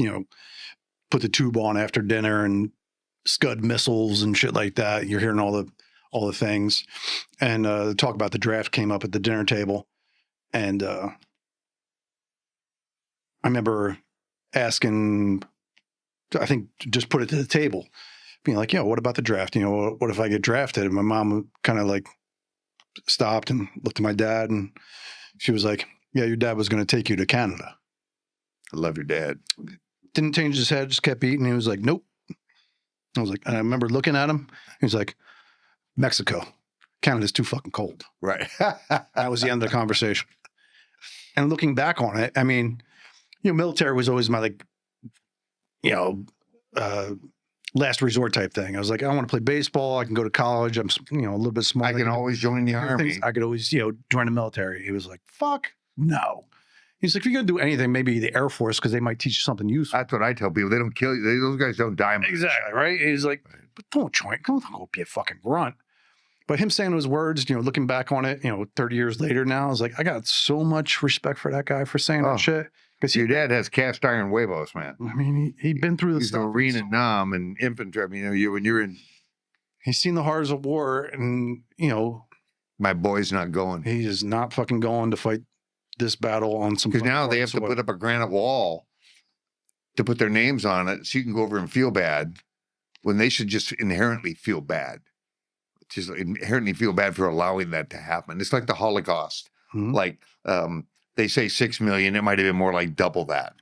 that Yeah, people. how do you fucking know? How do you? And yet, how did that fucking go on for years before we? You know why we didn't get involved? There was no money in it for us. That's my opinion. There was no big gain, and plus, if they don't come over here like the Japanese did, that's where they fucked up. They should have never come over here because that pisses everybody off, Yeah. and they'll spend everything to do that. But yeah, it's brutal. It's brutal for me to see those. And Yeah. when you get a guy like your dad that was obviously a thinker, my dad was kind of like, well, I was in the Navy, by God, you know. Mhm. And I oh yeah, by God, yes, you know. And then I got over there, I thought, dude, What the fuck are we doing? what the fuck am I doing here? Yeah. You know. Then you see a couple of your buddies get nerfed, and it's like, holy shit, this is crazy. Yeah. You know, it's fucking crazy. Worse. It's like the guys in Ukraine. I am not there. I'm not in the infantry. Maybe they're shish boom bah guys for the team, but the guys in the field, I don't think want to be in that field when there's people exchanging fire and like not with the bombs and the rockets. Guys that are actually shooting each other. Yeah. That's a more brutal end of it. Mm-hmm. Yeah, that close contact stuff. Right. So, I mean, now you can totally avoid that if they want to, but. So these guys are over there dying. Thousands. I don't know how many have died, and the Ukrainians have died. And I care about the Russian guys too, because they'd rather be, in a nightclub in Moscow. Yeah. So it just seems, it's so obviously stupid. So anyway, that's my Memorial Day memorial. Yeah. And tomorrow I'm doing tacos, and you better come over and have one of my goddamn tacos. Right on, man. I mean, you put it like that. Yeah, man. How can you say no? Yeah, man. Yeah, man. That new-ish documentary that came out on Netflix about the Vietnam War. Did you watch that? No, I didn't. It's I could get it on Netflix, but I'll tell you what a pussy I've become. I went to that wall in Portland. There's a Korean thing, but they also have a small Vietnam wall. Okay. And I went about 2 feet into it, and I'm not like that. Mhm. I couldn't do it. Understandable. I couldn't do it. Yeah. I mean, I just started getting like weird, and my head got light, and I'm thinking, oh, Audrey, we got to get the hell out of here, man. I mean, I think modern diagnoses would say trauma, perhaps, but that is totally fucking acceptable for. Oh, I certainly have veterans of trauma. war. You know what's really weird about PTSD is that was 1969 for me, so it's been a long time. But 60 years, 50 years, whatever it is. And I came back and got into business and worked and married a bunch of people. It was like crazy, had my life full of shit. And not till I was about 60, I started dreaming about it. And after all those years, I don't remember being in my 30s and 40s that I don't know. Just what I did, but it's weird. I can see these guys now that it comes back to haunt them. Yes. I think you get more introspective when you get old, obviously. Thinking about your daughter and my grandchildren and what kind of world are we handing these people? It don't look rosy. Has it ever? Well, when I was a kid, fucking life was great. We rode bicycles till dark, and my dad would come out and scream at us to come in. And you don't see that shit anymore. It's different now. Yeah. It's different. Is it not as good though? I mean, a lot of people will say there's a great argument to be had for this is the greatest time to be alive. There's fucking nuclear cancer that you can, cancer medication that you can get it and maybe fucking cure cancer.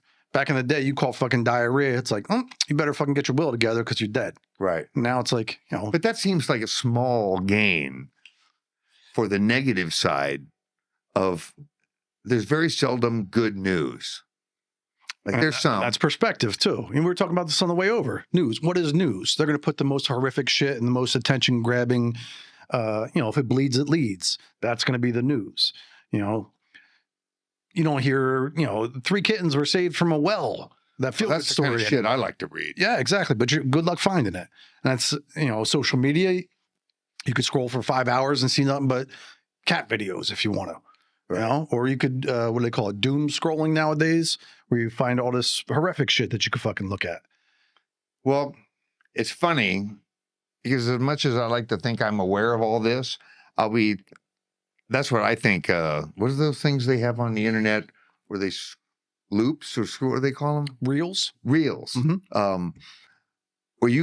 I'm watching this shit, then I realize what I'm doing. It's just like Yeah.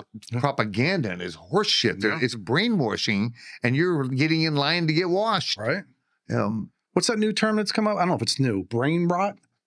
Is that I think it's like even a channel or something like that, right? I mean, Shabak, you got some fucking ash on your eye or other side. oh, you must. You got it. Yeah. Are you smoking that? Don't stick it right in your eye. Or do. Go ahead. Don't put it out your eye. Brain rot. brain rot. Yeah, it's kind of it's been around for a few years now. Mhm. It's kind of a genre, but there's definitely some brain rot, like specific Brain channels. rot. Brain rot, where it's. I mean, there's differing levels to it. There's different interpretations of it, but generally, it's younger generations that have kind of, since 9/11, have kind of been. Oof. Yeah, I mean, we had 9/11, we had the 2008 financial crisis, we had all this stuff, and it's just kind of there's this online. It's when you're Did you say 2008? the 08 financial I crisis. remember it well. Yeah, I did. You hit it. I didn't know the date, but I remember my business. We were like, "Whoa!" exactly. So it's there's kind of this online subculture of people that are just like, oh, these are the jokes that are the mainstream things that are putting out. Oh, this is something in a movie that they're saying, oh, this is funny. You should laugh at this. Be happy. And you take that and you kind of add these levels of irony and these kind of like, oh, so it's kind of a whole genre in itself. Brain rot's become a genre then, too. Yeah. Okay. But it's basically brainwash with rot. The way they change Actually, the words. brainwashing leads to brain rot. Exactly. There you go. Exactly. Look at Because that. we certainly are easily brainwashed. I mean, I have people that are pretty smart, and their political views, not just a difference from anything else, is so. I said, you bought into that shit. I mean, you're so careful about what you buy, and this and this, is it a value? Is this and that? But yeah, you buy into this thing hook, line, and frickin' sinker. Mm. And I'm thinking, wow, Interesting. yeah, this is. Brain rot. I don't think the world has Research gone on to the- shit. I think it's still a fun thing to be around. Like if Absolutely. you went to the Grand Canyon tomorrow and we looked over the edge, we wouldn't think about any of this other shit for a brief period of time. Agreed. We'd be going like, fuck, look Yeah. at that. That is fucking amazing. Absolutely. Yeah. So Yeah. And being able to zoom out and, we are our individual selves in the scope of the universe are so small. And on the timeline of existence of everything, we are this minute speck. Alas, we are individuals living our own experience.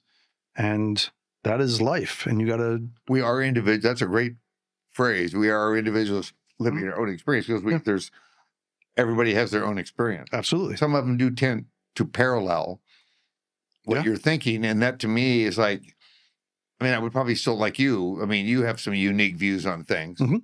and you're not swayed. That's one of the admirable things about you for sure is you are not swayed. I'm willing to take in all the, if we're with two sides of an argument, I am open for the conversation of hearing your perspective on it too, because I'm open to changing my views. Yeah, I might be wrong. Absolutely. I might be wrong.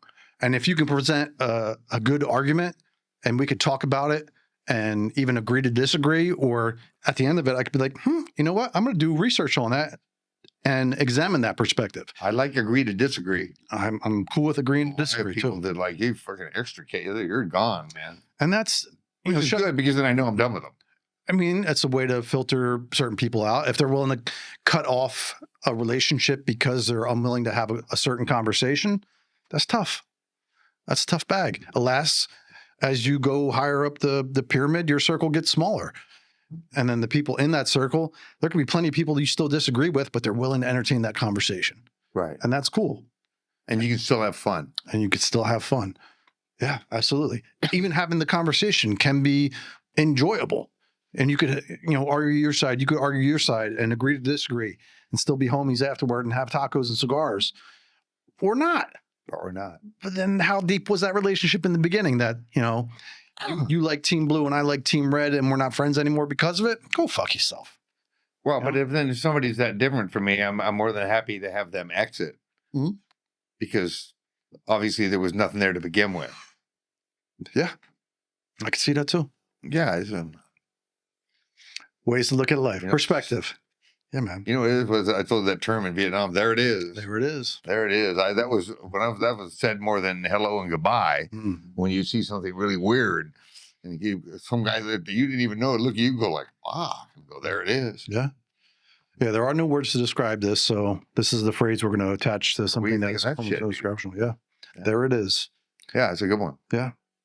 Yeah, it's like people who say it is what it is. It's a little watered down and whatnot, and people can get frustrated by that. It's like, well, what do you mean by it is what it is? It's like, I have had this life experience. I don't really have an There it answer is. for that. Yeah. It's just, There it is. I mean, I'm looking at it. Mhm. You know, that this happened. I mean, you can say whatever you want. Why it happened doesn't very matter. Yeah. It's this happened. Yeah. And things with your life, relationships and business deals and things that go bad, say, whoa, Mhm. that made me tune up my engine so I know not to probably go down that street again. Mhm. Hopefully. Exactly. Some people are repeat, offenders Yeah, to their you own gotta- brain, right? You got to learn from that stuff. Yeah. Or not. Or not. You don't have to learn from No, it. well, there's a plethora of people that Yeah, man. do not learn. Exactly. How's that cigar, Charlie? I was just going to ask the same thing. It's good. Oh, you're smoking it too. Look at you. Hey, take the band off when you get near it. Yeah. His face is green or nothing. I mean, there's a green screen behind you, so Yeah, but This is you have a treat. Yeah, it's good, man. Yeah. Thank you. I don't, Thank you. Yeah. I don't know if I'm doing it right. Like, I don't think I might have gotten a couple inhalations that. Yeah, you got to be careful of. So, Get a little buzz. Well, it'll probably make you know this isn't something you want to do all the time. yeah, this is a great treat, though. I kind of like the idea of. It's camaraderie. It's kind of like having that beer over the back of your 58 Dodge pickup. There you go. I can dig it. Yeah, I don't know if doing it every day or something like that. There's plenty of people that do smoke a lot of cigars, but a treat is a good way to put it. Yeah, no, I've Yeah. turned it into a treat. A treat. So, and, I can well, I dig quit drinking for 5 years, Mhm. as you know. I didn't do anything. Mhm. And then I was having I went to dinner at that quasi Michelin restaurant that I went to with that guy. Oh, yeah. It was like $150 a head for a Yeah. piece of meat and some shitty hors d'oeuvres. And I thought, wow, I don't know about this. Yeah, man. Better get a. I wouldn't want to do that just a all the glass time. of wine. Even if I could afford it, I wouldn't want to do that all the time. I was telling Joey, my grandma's friend's husband, he just recently passed, but he was 98, something like that. Ooh. And he enjoyed a cigar, but obviously his wife wouldn't let him smoke it in the house. So he would. Oh, none of them will. If they do, I'd be aware of the one that would let you, man.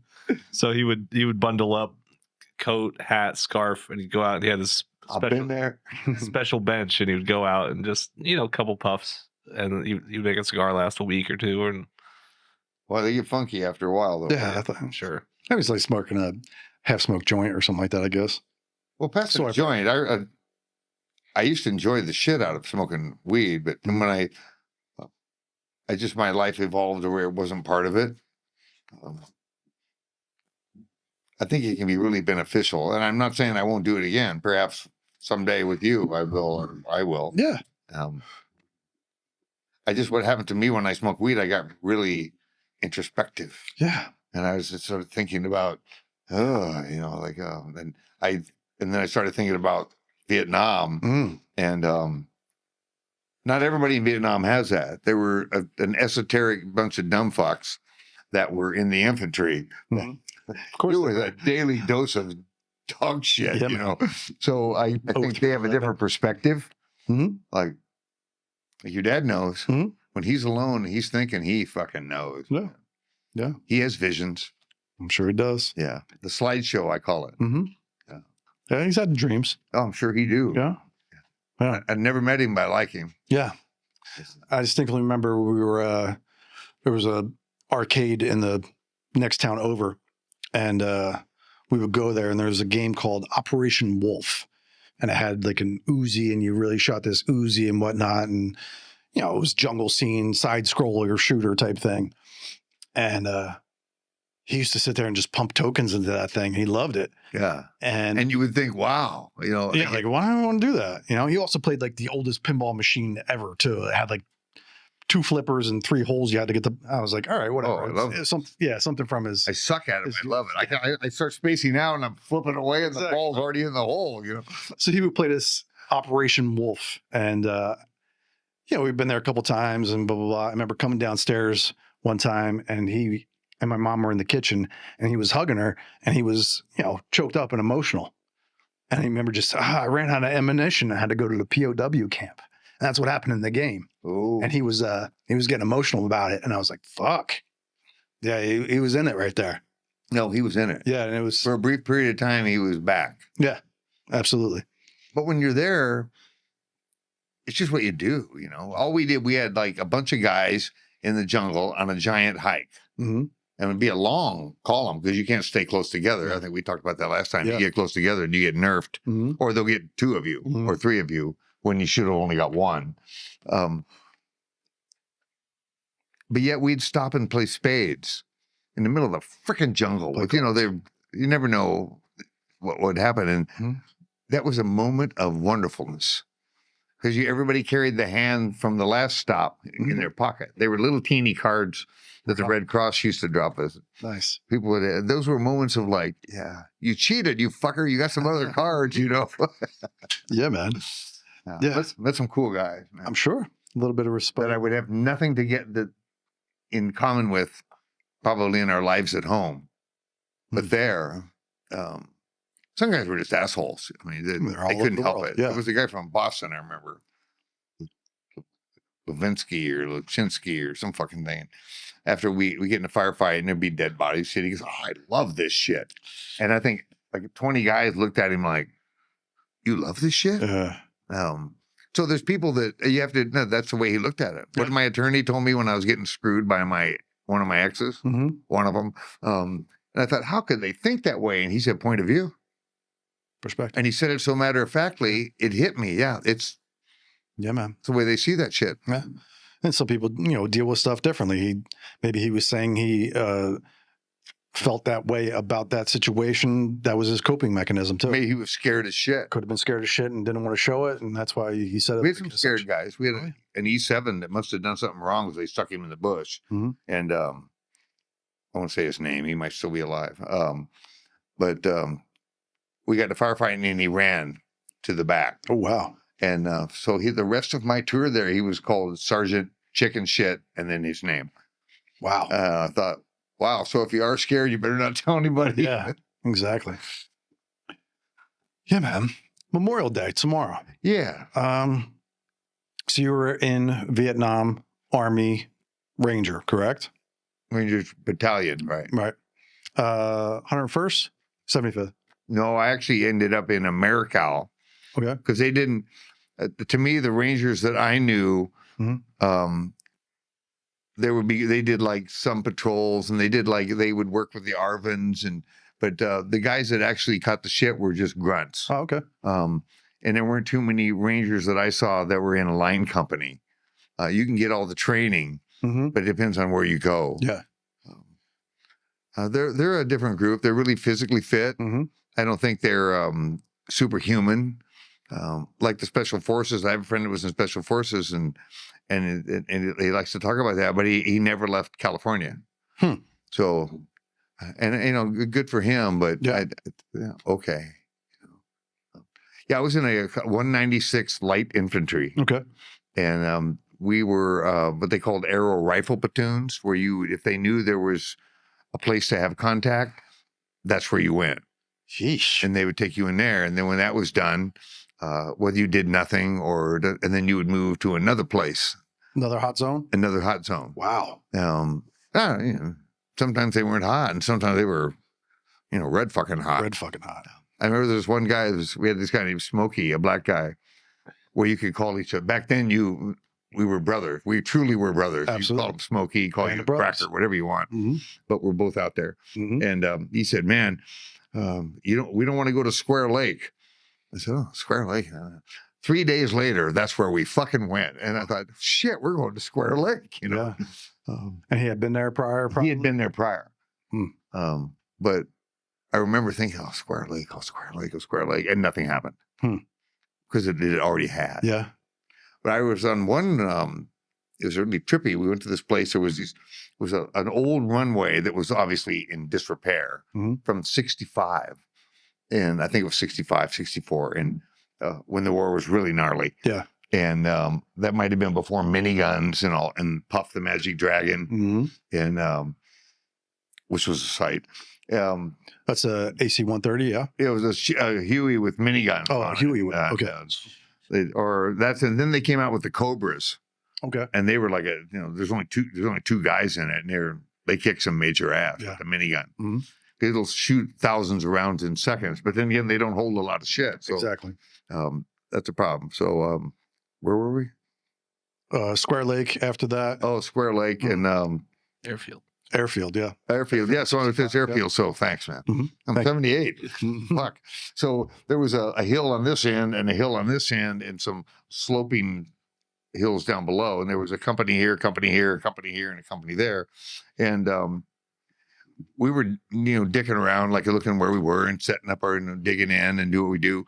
And we found some little bunker things that they had dug with skeletons with dog tags around them and helmets on from somebody that they couldn't get out, and that stuck with me forever.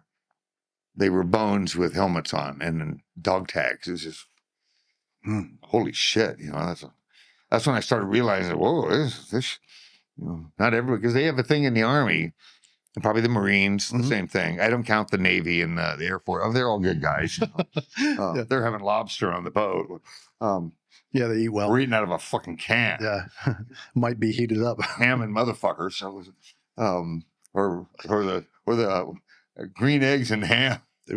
Anyway, so that but seeing those guys in there like that, it made me think, wow, this has been going on for a very long time. And then they brought in a quad 50. It's 4 50 caliber machine gun. They bring it in on a shit hook. Yeah, the dual Chinook. And my God, 450 caliber machine guns. And the guy sits in it and they fire up this like motor. And this was let me know that the Viet Cong or the Vietnamese weren't that bad of people, because the guy in the quad, we knew the dinks were here, the Vietnamese were here and over here. And the guy in the quad went, that, and the Vietnamese went, that. And I'm thinking, so there's a certain amount of humor in this. So it made me know that, I know I'm rambling here, but no, you're good, man. It made me know that they're just like us. They're humans. Yeah. They're humans. And although they had more of a cause, because when we would capture some of them, they were told that they were coming down to rescue the South from the American aggression. And that we certainly didn't see it that way. We thought we were saving the South. Yeah. So the whole thing was bullshit. Yeah, you get the story from Can we take both a sides. break for a second? Yeah, absolutely. I got a piece. I'm good. Yeah, I got you. This is so. I went through the same fear when we did this, that I because I don't go through life thinking I'm interesting. I don't. Who does? I mean, I guess some people do. Trump probably does. What do you call it? Narcissists? Yeah, narcissist. Pricks. Ego people? Pricks. And then I think we have a friend in common, Kim Gray, who's coming back pretty quick. Yeah. And I sent her a note saying, well, I don't know what the fuck I'm going to talk about with Joey. I mean, he knows all about me, And I don't know what I'll have to say. And she sent back like an emoji, but it's somebody drinking coffee and laughing so hard they're almost throwing up. Like you actually do have a lot to say. Yeah, man. But you make it easy, because I wouldn't just sit here and talk about my personal things, or like I wouldn't talk about killing people and shit. I appreciate Most of the thing about we're not on there. The best thing about killing people is when you do it, you don't think it's bad. Do what you're told. Later, Yeah. is when Later when it comes back. Yeah. Even then, Yeah, you can take it. And people always say, I'm sorry. No, you're good. Well, he was going to get you. That wasn't my rationale. It was, he was there, you were here. I was first, he was last. So They're on the other team. Well, fuck him is what I'm thinking. You know, it's just, maybe that's the same as thinking, well, he was going to get me. So I had one of those, the 600, 6,000, whatever it is. Yeah, A6000. I got one there and one there now. Well, I felt when I was in the desert, I felt like, oh, I'm not doing well. I have a Zeiss telephoto for it. Ooh. I gave it to my grandson. He fucking sold it. What? Did he really? And so I bought the Lumix. It's not new. It's old, 20 years old, but it's a tremendous camera. Yeah, they're great. Because I'm trying not to own any lenses.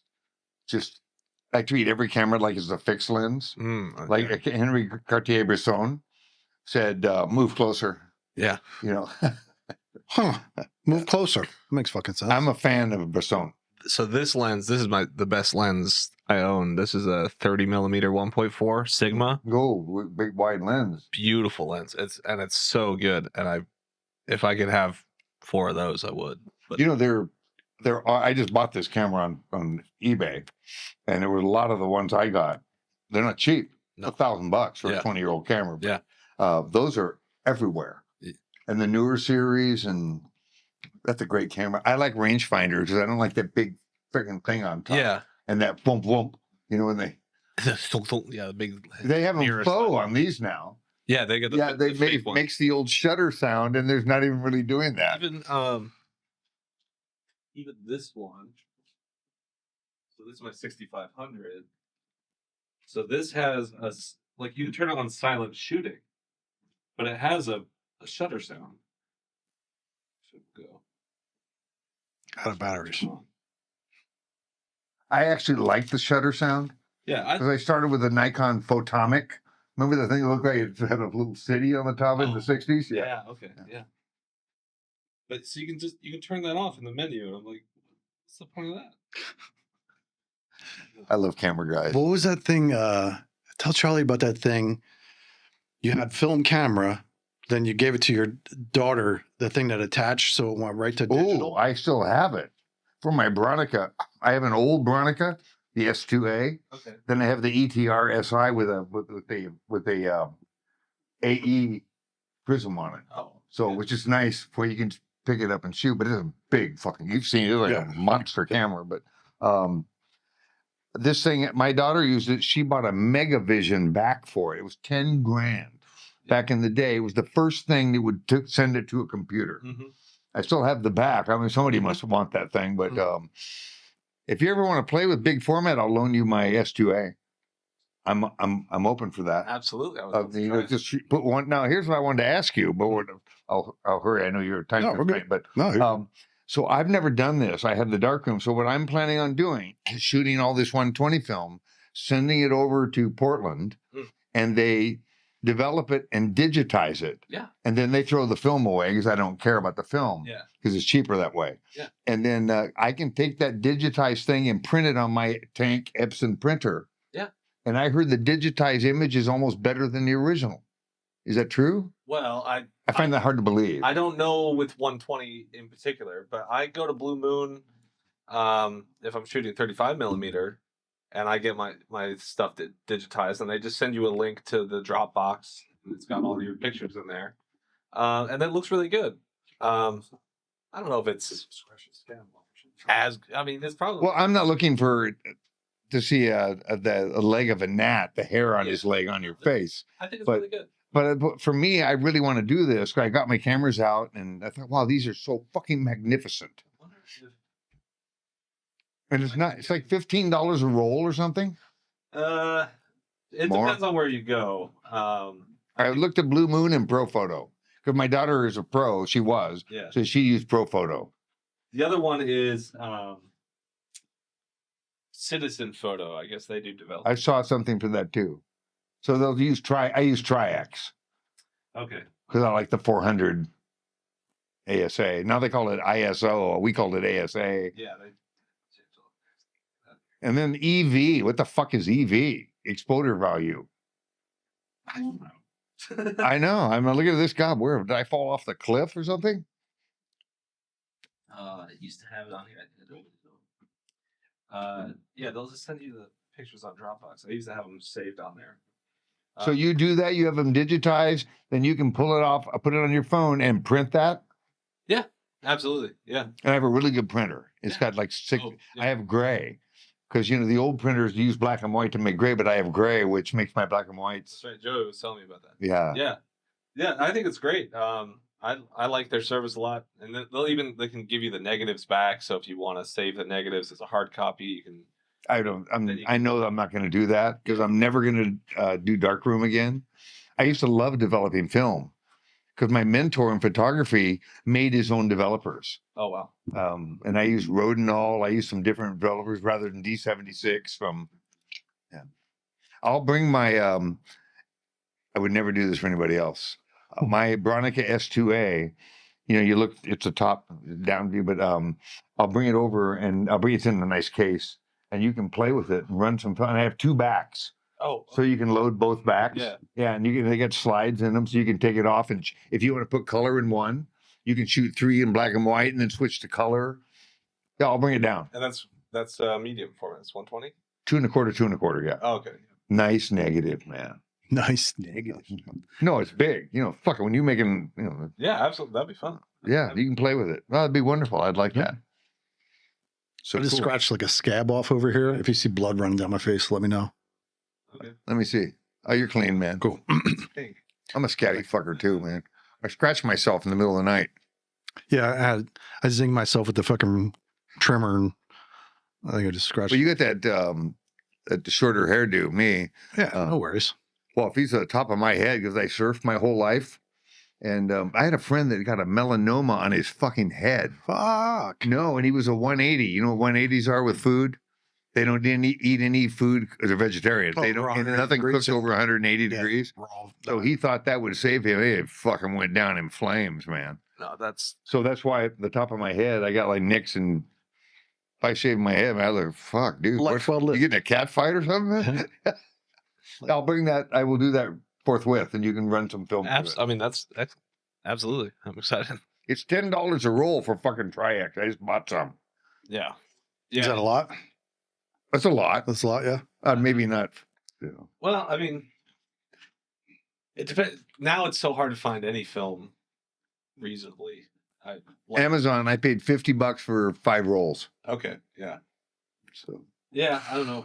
I pick up I usually use Kodak Gold 200 for just 35 millimeter, and you can usually get. Pretty you shoot color.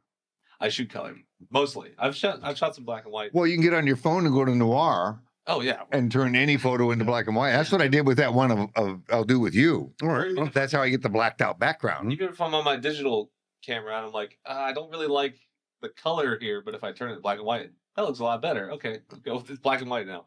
No, it's black and white is, to me, has soul. Yeah. Like when I take this one of you, because Joey's got a unique mug. Yeah.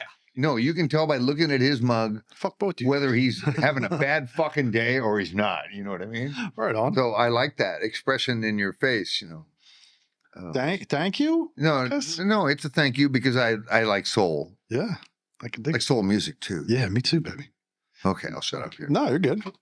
Say when, Charles. But I would like it if you tried that, run a bunch of film through it. And in fact, I'll give you a roll of 120 called it's 8-year-old film, but it's never been out of a case. Oh yeah, So and I read you can still use that shit. yeah. I watch a guy on YouTube, Grainy Days, and he picked up some large format from 1969. And still uses He still used it. And there's definitely some you have to degradation, right? yeah, you have to accommodate. It's probably overexposed for it, but it looks. I mean, it's Well, you'll like this Veronica. You look through it and you flip a switch and an eyepiece pops up. Yeah. And you can focus to it. And I have a orange filter for it. If you're going to shoot black and white, the skies will be dark and the clouds will be magnificent. Oh yeah. Yeah, Yeah, I think it looked okay. wild when you pulled that out. I was like, "What the fuck is that thing?" Yeah. Yeah. Anyway, Yeah, camera stuff. I mean, it's Cameras- good to go talk. cameras fucking rock. You get another camera guy and it's like, Yeah, we could have a That's- podcast I'll on sit here and smoke a fucking cigar. what you do is amazing. All this shit. Oh, what happened to before we go? You bought some new thing. You didn't know how to plug it in yet. A black box last time we were here, and you were going to get him a charge cord for it or a I connector. mean, there's been a couple boxes since then, probably. Yeah, I was using this, or I was going to try and use this thing as a HDMI switch because I'm like, oh, okay, if I can have multiple camera inputs going to one output, then I can switch the camera angle, so then we could have more. But that didn't work out like I planned. So I've got this black box. This has 4 camera inputs. So I've got 1, 2, 3, and the new chest cam up there. Yo. Boy, that's a tiny fucker. Yeah, so that's the 5100. It's pretty much. Can you carry that fucker around and use it? So this one and that one. This one was this was my first real digital camera that I used. And like you were saying, it's rangefinder. It doesn't have an eyepiece. It doesn't have a viewfinder. So it's all on the screen. So it's if it's bright out, that's why I got the one with the this one I got, the Lumix is digital. Yeah. It's only 20 megapixels, but it only does 17. It's a 3/4 by 1 sensor. Yeah, it's the micro four thirds. Yeah. Okay. Yeah. I don't know what that means. So yeah, that's the half size. Okay. APS-C is 75% of a 35 millimeter, and micro four thirds is full frame is what you want, I guess. Yeah. So I have one full frame. That's the camera I have at my house. That's my webcam. Is the A7 II is the full frame. I thought 17 megapixels is fine. Yeah, these are all 23. Right. And it's they're great. And the one I did of my wife, the video, it all gets weird. Picture I did of my wife, I think is stunning. Yeah, you can show it to them. It's on your phone, right? Did you turn it up? Yeah. It was your screensaver. It actually is on my phone. I mean, seeing it walking through the door, I mean, you could tell it was professional quality. It's breathtaking. Oh yeah, it's stunning. And Audrey's a good looking person too. No, she's attractive, and and even at 71, she's when she gets to it. What happens to Audrey? She got her cancer caused her to be. This is it, but I blew it up and made it black in the background. Oh, that's super black. Yeah, it's good. Oh, wow. The contrast is great. Yeah, man. Yeah, so she's and I think Joey will be the same way. But see, now in the one I have at home, that's all black in the background. So let me shut this off. He's one of my fans calls. Yeah. Yeah. Caller. We have a caller. Cool, man. Well, I tend to look at my phone and then I catch myself. Now I've been saying, "Oh, what the fuck." Yeah. But then again, what else would I be doing? I wake up at 4 and I get on 1440. 1440 and find out, if we need to run. I don't know where the fuck I'd go. Yeah. Well, we'll all go to the desert if shit hits the fan. I like that idea. You go with Steel Frankie and we'll fucking haul ass, buddy. Yeah, man. We use Tesla. This one I took on film. I love fucking film. I'm so happy you can still do that.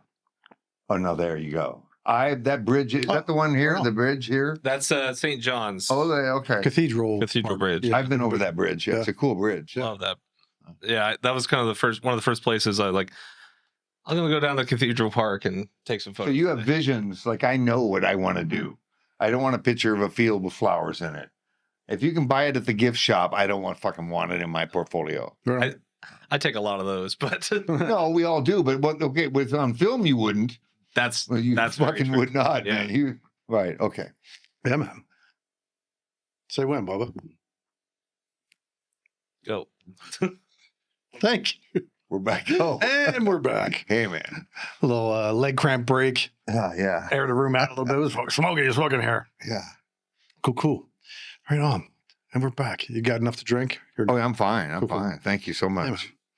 In revisiting this Vietnam and the scope of it, I was in Philadelphia early 2000s, and I was in a pho place eating, Vietnamese soup. Sitting down, I'm looking at people, and there's a guy who's about my age. We're just sitting there having soup. I was like, our daddies could have been shooting at each other at one point. Yeah. It hit me differently. And here we are sitting 10 feet away from each other, eating soup in Philadelphia. And I admire the shit out of you. Yeah. I mean, I totally get that, man. It's like, you're a human being. We're just here existing, doing our thing. But a generation ago, we were enemies. Maybe, yeah. But what if they could have just been sitting down, having a bowl of soup and talking about stuff instead? Right. Bourdain was good at that. Yeah, that's great. There was no boundary between the villager that cooking over a car door or something. Yeah, I could dig it. Food's good at that, though. Absolutely, it brings people. It opens my heart when I'm like the people were sitting next to us at that place, the last right, place. yeah. Mhm. We were like sharing bites. Yeah. It's a beautiful thing, right? Yeah. I mean, if you could share food and break bread, I mean, it could break down a lot of walls and, that was that whole Bourdain thing, right? That's what it was called. Like no boundaries or no reservations. No reservations, parts unknown. Parts unknown. Yeah. Yeah.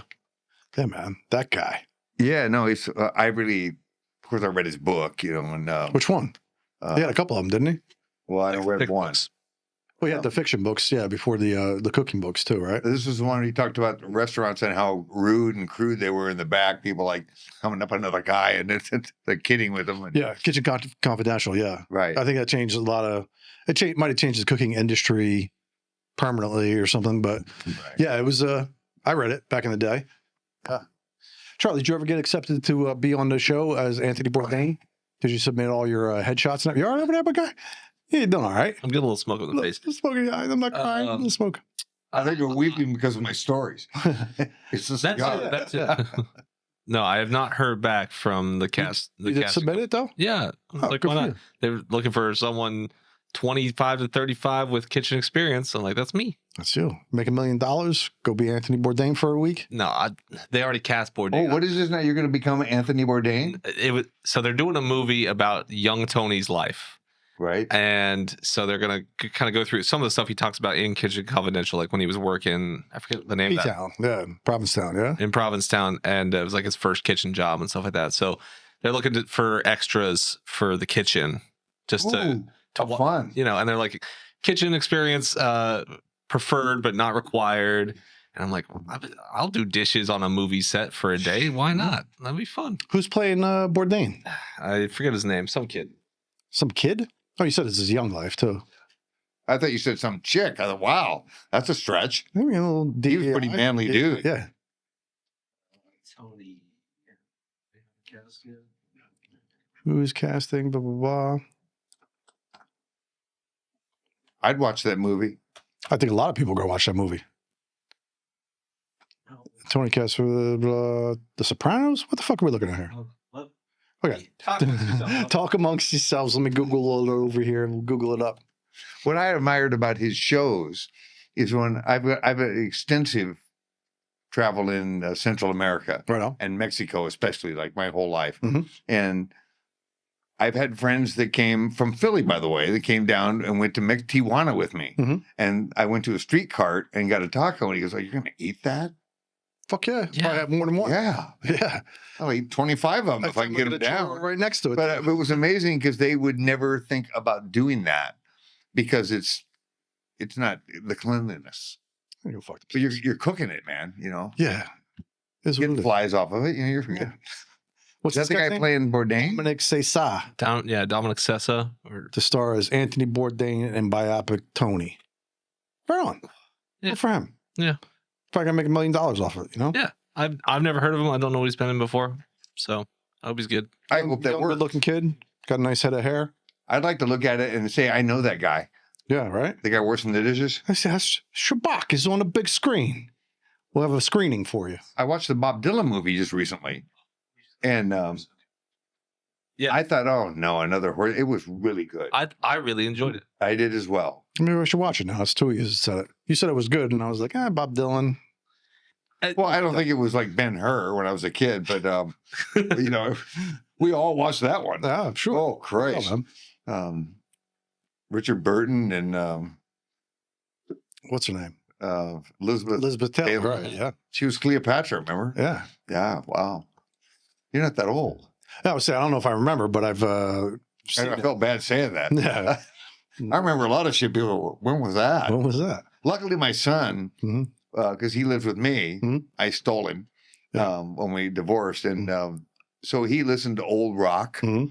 And so he knows the chiffons and he knows, Some classic the stuff. spinners and all these people. Yeah, They're man. magnificent. I can dig it. So even now, for 52, he's like super worldly. And people will say something, he goes, oh, yeah. Yeah, man. That's wonderful. That's a beautiful thing, man. Now, my grandson now, I mean, he didn't have a freaking clue. He's 16 and he's a nice guy, but I can see where the internet has destroyed some of this. Like he's so worried about how he looks. Mm. When I was 16, we wore pennies t-shirts with a pocket, blue jeans with a cuff. Cuff, nice. And not Carl Perkins era after that. Of course. Perkins was before me, thank God. Not much. Right on. Because I was into rock in the 50s. I mean, at 57, I was 10 years old. Right on. So it's, I feel bad for them that it's all what's happening right now is the only thing they're concerned about. He never talks about nostalgia. I guess they don't know nostalgia. Yeah, I mean, he's also 16 too. I mean, what's nostalgic to him too? It's like, 6 years. Although he is dating a Jewish girl. Congratulations. Look at Oi, oi. that. Right on. Yeah. I said, they call you goys. Goys. Yeah. We laugh so hard. I mean, you could be the, what is it, the Shabbos goy? You get in there real good. You got to go turn the lights on for him and everything, turn the oven on. Yeah. That's a different level of goy. Yeah. I just learned that from Ari Shafir's. It's not derogatory. I mean, some people sort take it as such, but it is what it is. Yeah. It's a word. Worse to be called a schmuck. I mean, any of the SCH words in that A language. putz is okay. Putz is okay. Schmuck's not. Schlemazel, schlemiel. There's a whole bunch I said schmuck in front of a lady once that I knew my family. I thought, she goes, that's a part of your body. All right. Yes. It is what it is. It means what it means. I said, yeah, but actually, no, it's a description of a person. Mm-hmm. That means this guy's a real dick. Yeah. Right. And they're around. They are. Sometimes you walk past them on the street sometimes. I have a veteran that walks by my house every day. His name is Randy. You've probably seen he has a big staff. He looks like Moses. Long beard and a lot of hair. And Moses' name was Randy. I think he was Randy. Randy Moses. That's what it is. He was French Canadian. I'm not sure. I always worried about that part in the sea shit when we have a Seder, they would talk about parting the sea. And I think I told you when I read it again recently about Exodus. And they stood the part of the sea so they could walk on dry earth. I thought, they got into detail, which is so much horse shit to me. I mean, but it's a nice idea. I don't know. That's another thing I want to bring out. Damp. It wasn't even a little bit of wet. When I sent you the Nietzsche shit, and I sent you the Orwell thing that they were talking about I'm a dystopian guy. Okay. And what is dystopia? It's the opposite of utopia. Dystopia is not a good place. So when I read these dystopian novels, I just finally realize, wow, they're not talking about something good that happened in these. But they said, read Revelations. Yeah. If you want to know about dystopia. Absolutely. And I don't know Revelations. You've obviously schooled me on some of it, but it's interesting. It's a wild read, man. Yeah. Yeah. Is it the craziest one in the Bible? Most people would say yes. By crazy, I mean in a nice way. I mean the most. Yeah, I understand. Yeah, wild. Yeah, I'm not going to take it as bad. It's an interesting read. There's a lot of things that are like that's fanatical or fantastic or hard to believe. But so is the rest of the book, parting the sea and, this guy died and 3 days later he came back and then ascended to heaven. It's a lot of hard to believe stuff. Alas, this is. I like the idea. Yeah. Yeah, absolutely. It's a great read. If you want to get interested in the Bible and be like, hey, is this a book I want to read? I would read the last book first. What's the last book? Revelations. Oh. Yeah. Yeah. I mean, the first couple, Torah and whatnot, the first 5 books, it's a little slow and it's like so-and-so begot so-and-so. It's like fall asleep. Yeah. And then Revelations, it's like, all right, well, this angel sounded his horn and, his legs are of fire and one is in the sea and one is on the land. And it's like, oh, wow. Yeah, exactly. People get that. It's like, holy shit, let me read the rest of this. And this was written like before the internet. Slightly before the internet. This is some shit. I mean, Exactly, yeah. Heavy thinking. Exactly. And, there's prophecy and There's something to it. They didn't just dream this shit up. And a lot of people can challenge that and say, well, maybe this guy was taking a little bit of drugs or he had a fever dream and then he wrote it. Or maybe he was enlightened by God Almighty and given these visions to write down in this book specifically. And his point of view. Exactly. Yeah. And if this guy is seeing these things that are, he's a prophet and he's going to see these things from the future. How would you describe that? Something you've never fucking seen before. And it's like, all right, well, I'm going to call this guy an angel, and he sounded his horn, whatever that means, whether it was thunder or whatever they considered the horn to sound. And it's like, well, he had 2 legs of fire, and one was in the sea and one was on the land. It's like, was that lightning? Was that a meteor? Was that, What did he see that made him? Exactly. And how do you put that into words, and how does it get translated after thousands of years? It's a lot to There's digest. a reality to it because they didn't have King's Kush back then. Exactly. Maybe So, they did. I think people see that nowadays with fentanyl or whatever. Don't take too much. You don't see nothing. But yeah, it's an interesting. If you want to, like, hey, here's a book to read. Start with the last chapter. Well, no, you Let's can go just give me some excerpts. Yeah, we can definitely go. We can go through it. Yeah. No, I enjoy Yeah. it because it's Yeah. So the Torah and the Old Testament. I mean, It could be a little dry. Yeah. I mean, my grandmother was that. She's the one. She was the only one that's really interested in it. Everybody else just wanted to be a human. And then, reading it in wanted to be a human. Wow. Reading it in Hebrew probably is different than reading it in English as well. And reading the Bible in, Greek or maybe Aramaic, it was first written in. It's like that would probably be different than reading it in English or serving. I got an app on my phone. It's a Bible app. And it's like, okay, I want to pull up XYZ scripture. It's like, all right, well, here's 50 different versions of the Bible that you can get it in, and they're different from each one. The King James is different than the NIV, is different than this one, than that one. And then you could translate it into a different thing. It's like, well, to me, that's what makes it all so confusing. Yeah. Because, like, I read a history book. I mean, this happened, this one, and there's other people, but basically the same thing happened. A different view of that, but it never bored me. It's just like I think I told you when I was in high school, I joined this group called Young Life, and they gave us a Bible that was written like, and Jesus stopped this guy on the street and said da da da da. This dude, and I didn't say dude back then, but it was written so that the average guy could fathom it. Because some of the these and thys and thous, that's a little tough for the old. It's a little cumbersome, yeah. And there's plenty of, there's Bibles for young people, and it puts it in a newer speak and whatnot. But the same message. Exactly. And that's what the ultimate point is like getting the word out to as many people as you can. There's graphic novel type Bibles with pictures, and this is what happened. The words are there and pictures as well. There's plenty of ways to get the word. Actually, when I was in radiation the other day, I was waiting in the little waiting room for radiators, and there was this lady in there had a Bible on her lap, and another lady, and they were transporting somebody, and they were talking about Jesus and salvation and stuff. And I went in to get nuked, and I told them, I said, "Wow, I think I might have been saved." And they said, "Where did that happen?" I said, "In the waiting room." We do not allow that. What? They do not allow that in the cancer center. Really? Yeah.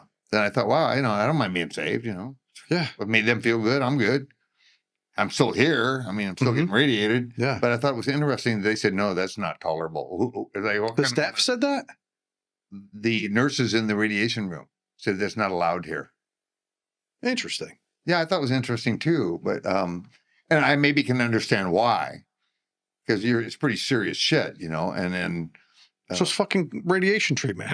Yeah, I know. So it was just interesting that they were like they kind of wanted like, who was it? I thought, no, you're not doing that. Yeah. She goes, no, I wouldn't. But, I thought it was interesting. Interesting. That they don't bring God into cancer treatment. AA does with drinking, but you can't do it with cancer treatment. Isn't that? You can, I guess, if they disallow it. I mean, they can go fuck themselves. You got to do what you got to do. I mean, it's freedom of religion. I admired what they were doing. They were. Yeah. I think they call it witnessing or something when they're trying to get you to join the club. Yeah. Exactly. I just thought it was odd that they said that's not allowed in any cancer. I guess if you had like an atheist in there, he wouldn't want to hear it. Yeah, you might have some fisticuffs or something like that, or some arguments or whatnot. Well, I've never seen that in a waiting room for cancer, but yeah. I mean, people being in a certain state of mind and can get agitated by certain things. I can understand it. I would say Yeah, Oh, they need to Yeah. grab a pair, because that, exactly.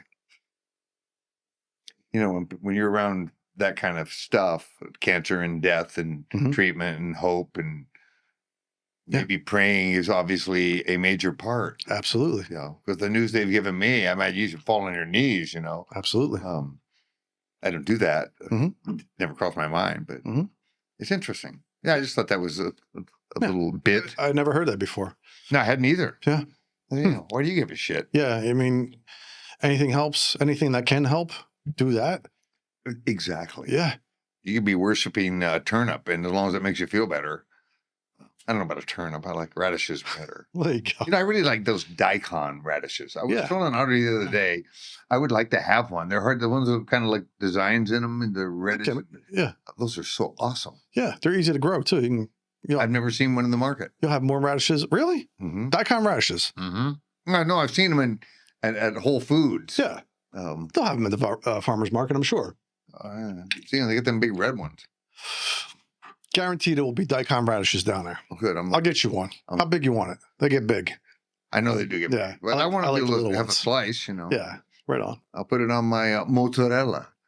Radishes and mozzarella? I said mozzarella my whole life, and I was corrected by this chef I know named Joey Chmiko. I don't know if I'm corrected. Mozzarella. I don't know if I would correct you. I would just say it how I say it. And if you adopted how I say it, then that's how you say it. But It's interesting because I don't know really what it like means. buffalo mozzarella. Yeah, you do. And it's really hard to get in your It can normal be, yeah. life. Hmm. And Joey has made sure that I never lack from buffalo mozzarella, It's nice which to is the have. finest mozzarella there is. To It's me. nice to have around. Oh, Yeah, man. friggin' lovely. I got 2 more cartons in my box. Let me know when you need more. I will. You'll be the first to know. Like when I get down to 1, I start sweating.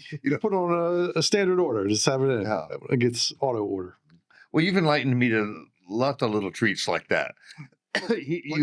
Joey made mozzarella at my house one day. Made it. Oh, yeah. I made the fresh. And I've fresh never mozzarella. didn't know you could do that. Somebody's got to make it. Yeah, but I thought it was in a factory with little mozzarella balls. It can be, yeah. Before there was factories, there was some nonas making it. Yeah, man. Yeah, we do it every day here. So pretty much every day. I like that. I mean, buffalo mozzarella, yeah, very good. Fresh made, fior di latte made right there and you're eating it. Boom. If I see that on a menu, I'm ordering fresh made mozzarella. Oh, I would too. Yeah.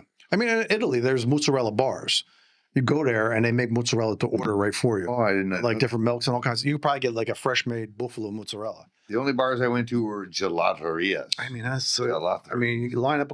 Like 50 different flavors of You get your gelato. dairy intake in a couple stores. Have a nice day. I gelato my way around Rome. Yeah, beautiful. Mm. I could dig it. That's some good shit there, yeah. Yeah, yeah. I still remember the place I was at in Bologna. I ate there. I was there like 3-4 days. I probably ate there a dozen times. They had 30 flavors. I was getting the same couple over and over. Of mozzarella? No, of Gelato. Yeah. Oh, Mhm. Jesus. Yeah. And some of them aren't that great. You got to. Well, that's why I went for the stuff I knew, and it was like I don't even know what that one translates to, but I see it's almost empty. So all these spaghetti benders are ordering it. Pardon me, Italians. So I was going to get that. Have you been to Italy? I have not. Well, you've been to England. I've never been. I would love to go to. Are you heavy into fish and chips? I enjoy fish and chips. Yeah, I do as well, but I've only had the honkified version. Yeah. All right. Yeah. Gelateria Stefania in Bologna. I'd wager heavily it's still fucking there. Yeah, they don't change much. Where's it at? Umbria? Put the one. I think there's one in Bologna. I'm guessing it's Bologna. Yeah, Bologna, Italy. Look at that, bang. Stefano, maybe that's the one. My God, they're still there. Is that it? It's hard to tell. I mean, I didn't use a website back then, but it was there, and I was like, that's the one I'm going to. Cremeria Santo Stefano. It might be it too. Oh, it's a ghetto right on there. University District. Anyway, they had So there's a Cremeria Santo Stefano and a Stefano organic gelato. Look at that. Ooh. Oh, fucking one of them. Might have been both of them. Probably was both of them. Wow. In a cone? Get never the seen fuck that. out of here. Is it? You hear? Nah, that wasn't it. Well, they might have remodeled, Joey. True. They might have moved into some, yeah. Anyway, it was delicious. I ate a lot of gelato and ragu bolognese or lasagna bolognese every day. Mortadella, they just left out. And he said, I would like some mortadella. And they didn't slice it. They cut it and just cut it into cubes. It's fucking delicious. The one thing I regret when I was in Napoli, I didn't get a pizza. And isn't that I mean, the holy grail? that's where some people say pizza is best. But there's plenty of good pizzas in Tokyo, too. You know? Well, I had that bolognese, whatever, the other day at Bottega. Mm-hmm. And I think I told you it was a little cheesy for me. That was the joint right there because I remember the brioche. That was it? Yeah. Ooh, on bread? Yeah. Really? Fucking A, dude. Oh. I like this. Did you know our brioche is vegan? It's awesome. I'd bite into Brioche that. ain't fucking vegan. That's just what the caption said. Yeah, getting a fucking scoop of ice cream and some like warm brioche. Have a nice Really? Oh, bananas. Well, you introduced me to salt on ice cream. Yeah, ice cream. And that's like unbelievable. Yeah. Where in the hell have I been? Super tasty. They're doing a melon, sorbettos. Well, that's a slick place. 5 years. Yeah. I'm guessing that was it. There was a place in Berkeley. I think it was called Scratch or something like that. Tiny little joint. I was over there I was getting my motorcycle fixed one day and I stumbled into this joint. Tiny little place, Scratch. I'm looking at it, I'm like, man, this place is really well put together. Like it was super sparse. There was like a gelato case and a couple, like a waffle maker and like a little, almost like George Ford, like a panini grill. I'm looking at these cooks and they're in whites. I'm like, I think you guys are on to something here. I'm going to order blah, blah, blah, blah. I tasted it. I'm like, all right, what else you got? And like, you can get, a little brioche and they taste it and put the ice cream in there. And that was fucking bananas. Really? Yeah. I think you can get like a soft pretzel and put ice cream in it too. Mm-hmm. And like a waffle cone or I could see a salt like pretzel with ice cream. Oh yeah. Salt and ice cream. Fucking delicious. Brioche, Yeah. But every time I was over in Berkeley, I was like, I'm making this detour and getting one of each. It was delicious. I went there one time, gone. But they were like cooks. You could tell these people were high-level cooks, and that's just what they were doing. I don't think they made it, but it was. I've never eaten awesome. in Berkeley. Audrey goes to Chez Panay. Yeah. Because she likes Alice Waters. Mm-hmm. And then I think her best friend sold the restaurant called the French Laundry. That's just famous restaurant. In Napa, yeah. They sold it to... or Yountville, excuse me. They sold it to... who's the guy? Thomas Keller. Thomas Keller. TK. TK, yeah. TK. That's what the people in the know call him. And I watched this video of him, and he had all these salmon, and he puts them in the ice, and he said, I put them in the ice so that they're in the swimming position. Mm-hmm. I'm like, you're a dude. I don't know. I know you're going to get $100 for that, but really? That is how I like to store whole salmon on ice. But like it's swimming. Like it's swimming, yeah, absolutely. Really? You do that too? Absolutely. Wow. I learned that many moons ago.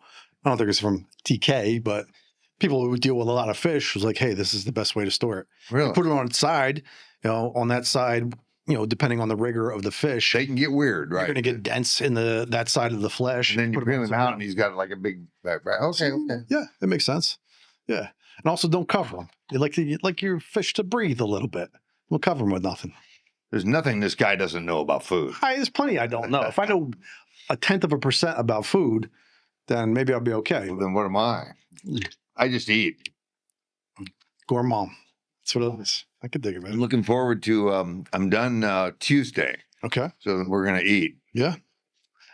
We have a date. Guaranteed. You know that we have a date. Yeah, we'll figure it out. But didn't you and Joey go to some slicky slick place? Not El Gaucho, the fucking Rodizio place. The Fogo de Showa Oh, yeah, Fogo de Chao, yeah. in Portland, yeah. Was that memorable to you? I had a good time. I was there with my boss and my coworker and Joey, so it was a great time. Yeah. Ate a bunch of meat. No, was the food like amazing? The meat's good. I was pleasantly surprised. I thought it was going to be a little. First thing I did was ask for salt because I didn't. When they slice the meat, usually the inside you need a little salt on it. Right. It took them forever to get the right salt, but they brought out a big bucket of rock salt. But everything was seasoned really well, and I was pleasantly surprised with that. And we ate a shit ton. And of a great meat. presentation, I think is the word you used. Well, they bring out everything on like a Everything's on. sword. Yeah, they bring it out and they slice a table side for you, and you just take it off. But then we're coming out with, a 3-bone ribeye, and I was like, just drop the whole thing. That's not the place. We're going to something similar to that, right? No, that was the place I was talking about. Was that it? Oh, like I went to those in Brazil. Yeah, exactly. Rodizio. Oh, okay. Mhm. Was that where you Sure, guys sure. went? Oh, okay, Yeah, okay. exactly. Yeah, it's a That's- Brazilian style steakhouse. That's the most amazing thing I've ever done was go to that place. Well, there you go. And there's one right in These Portland. guys in these little funny coats you guys wear with all the buttons over Yeah, here and exactly. stuff. And they look like the Confederate soldiers with Yeah. white coats. Yeah. Don't eat the salad bar. Don't eat the rice or beans. They're gonna bring out potatoes and bread and everything first. Try to stay I away. think you from that. use me. I go in there to Right. break them. Exactly. Yeah. Yeah. Try and fucking.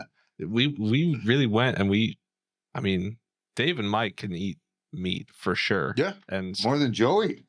I mean, This guy's legendary. we all ate quite a bit of We meat. put a hurting on them. Yeah. I mean, they brought out a 3-bone ribeye, and I was like, he started slicing. I was like, nah, just drop the whole thing. Right. After like I mean, they started bringing out, they're like, oh, do you want the bacon wrapped chicken? And I tried one, and after that I was like, no, I gotta stick to like the main 3 cuts. Just give me the top 3 cuts. They want to fill you up with the less expensive. Oh yeah. yeah. And there was one that was kind of a sleeper. And I was like, I think it was like a top sirloin, but they did something special with it and whatnot. And I was like, that's probably the best one, better than the ribeye even. And I'm a ribeye guy, and I was like, I know that you are. cut is the one right there. They've got that special cut, that unique Brazilian cut. What is that called? Caprihana or something like that. Yeah. Yeah, I forget what it was. Yeah, but it was $60 all you can eat. I'm all over that. Yeah, easy peasy. Yeah, I'm eating $60 worth of meat. When I'm eating, the price doesn't scare me. I want to eat. Yeah, And if it's a special place, I want the special stuff. yeah, man. I want the special stuff. Give me all that special stuff. Well, you may never, with me, it's at 78, I may never be back. So there's a chance, Yeah. I mean, there's always a chance to get by a fucking bus or a meteor drops. Yeah, that None could of be. us get steak. No. Yeah, but I think living your life thinking it might be your last time is like to live your life it's like it's your last day. Yeah. There's something to that. There is something to Absolutely. That Yeah. enjoy. Enjoy, live it to the fullest. I'm glad I have the wherewithal to be able to enjoy. Absolutely. Right. Yeah. Not a lot of people say that. Oh, my dad would never do that. We ate round steak. That was like steak night at our house. Mhm. I loved it. Yeah, absolutely. You put enough sauce on any meat, it's edible. Hit it with some goon sauce, you're good to go. Like all that black hot sauce that I Mm-hmm. I don't know, there's 6 bottles of it. I mean, like, I'm mostly way through 1 bottle. I was like, all right, I got 5 more bottles to yeah, but it doesn't go bad. No, I put it in everything too. It's like I got plain yogurt, and I was like, oh, I ain't got nothing to put in it. Hot sauce. Well, here's a question. All right. So with hot sauce in Mexico, Mhm. the hot sauce will sit on that table for weeks. Yeah. And Audrey's always wanting to put it in the refrigerator. And then when I put it on my taco, it's like ice water on It's my cool. taco and I Yep. can't stand it. Mm-hmm. So I don't refrigerate hot sauce. I don't. I leave them out. I like to. Yeah. I mean, when we did GFY, it would come out once a week, but that was one of the first things I did. Pull the hot sauces out so everything tempered. Right. I didn't want it to be cold on. Right. No. Exactly. No, I'm with it. I go over to somebody's house to make dinner or something, bring the food, and they try and put it right in the refrigerator. I'm like, no. Leave it out. Right. It's got to come up to room temperature, and it'll be more flavor. That's what Audrey said. I think I put this in the refrigerator. No, just put it in the oven and put some foil over it if you feel better. But Nice. I might want to get up at 2 a.m. and have a little bit of that. So I don't want it to be cold. Exactly. Like I don't like cold sandwiches. Right on. They're flavorless. yeah, I don't know. Yeah. If you go up there and slice a piece of prosciutto and we eat it, but like, good, it's salty ham.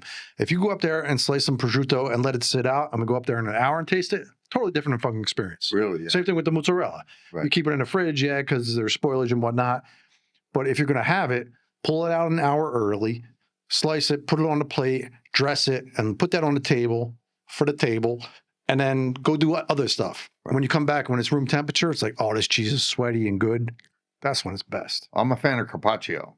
Exactly. So- Same thing. Yeah, same thing. A lot of places, a lot of restaurants, because carpaccio is a difficult thing to do to order, they'll make a bunch of carpaccios, put plastic over them, stack them up, and put them in the fridge. And when it comes out, it's like the plate's fucking cold, the meat's cold. It's like, all right, I could taste some things here. If it's room temperature, totally different. Oh yeah, I know. It's the thing like, what's that one you grind it up? The fucking steak tartare. Right. When they do that table side, it's going to be different than somebody doing it in the back, coming straight from the fridge and everything like that. I don't know about steak tartare, man. Why not? You like carpaccio, but it's not steak tartare? No, I like carpaccio. It's different, man. They got the shit on the plate with it, you know. All right, you just mix it all together. It's like meat salad. Yeah. Yeah. Yeah. Put a little capers in there, a little mustard, season it up nice. I got it once because it sounded great because I also had like steak Diane, Mhm. and then for dessert, cherries Jubilee.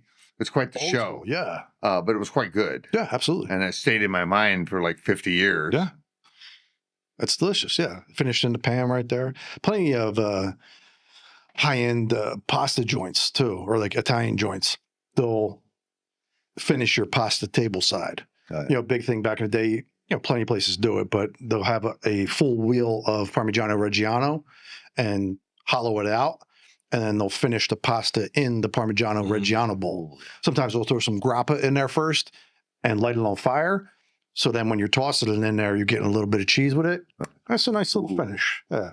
I mean, you got to get 80 keys of cheese to do that, but get a half and do it at home. That's good. Well, it didn't happen in my house unless you come over. Yeah. We invite him to dinner every day just hoping There is he'll come by. 150 pounds of cheese through. It's like, hey, we're having pasta tonight. Get the grappa out. I'm pretty into pasta with, I love red sauce, that. I can just drink it out of the jar. Yeah, man. But I like the olio and herbs and stuff with spaghetti, just like Garlic and oil. Yeah. garlic and oil. It's quite lovely. That's It's beautiful. if you do that with you like heat up some oil, fry some garlic in there, fry you kind of blanch the noodles and fry them. That's what Audrey does, right? Oh, it's so good. Oh, I can eat like wads of it. Yeah. Absolutely. Yeah, a pound of pasta per person. Dry pasta. I mean, that's what it is. I mean, yeah, I eat a whole pound of pasta like that. Easy, once a week probably. Yeah. Or carbonara. You make that, and that's got eggs and bacon. And Carbonara is like... Carbonara is, so traditionally with guanciale, but you render out the bacon, crispify it. And I made it down at the Joshua Tree for us, that giant bowl. Right. Yeah. Okay. Yeah. And then egg yolks. I put a little whites in there too. Put a little bit of the bacon fat in it, season it up, pecorino romano, whisk it up, take a little bit of the pasta water with the starch in it, pour it in there to lier it or temper it, and then drain off the pasta, pour that back in there. The heat from that cooks it into like a crema, makes it creamy. Ooh. And then you finish it with more cheese and put that crispy bacon on it. Oh. There ain't nothing better than that. No. And it's, 4 ingredients. Anybody should be able to make that.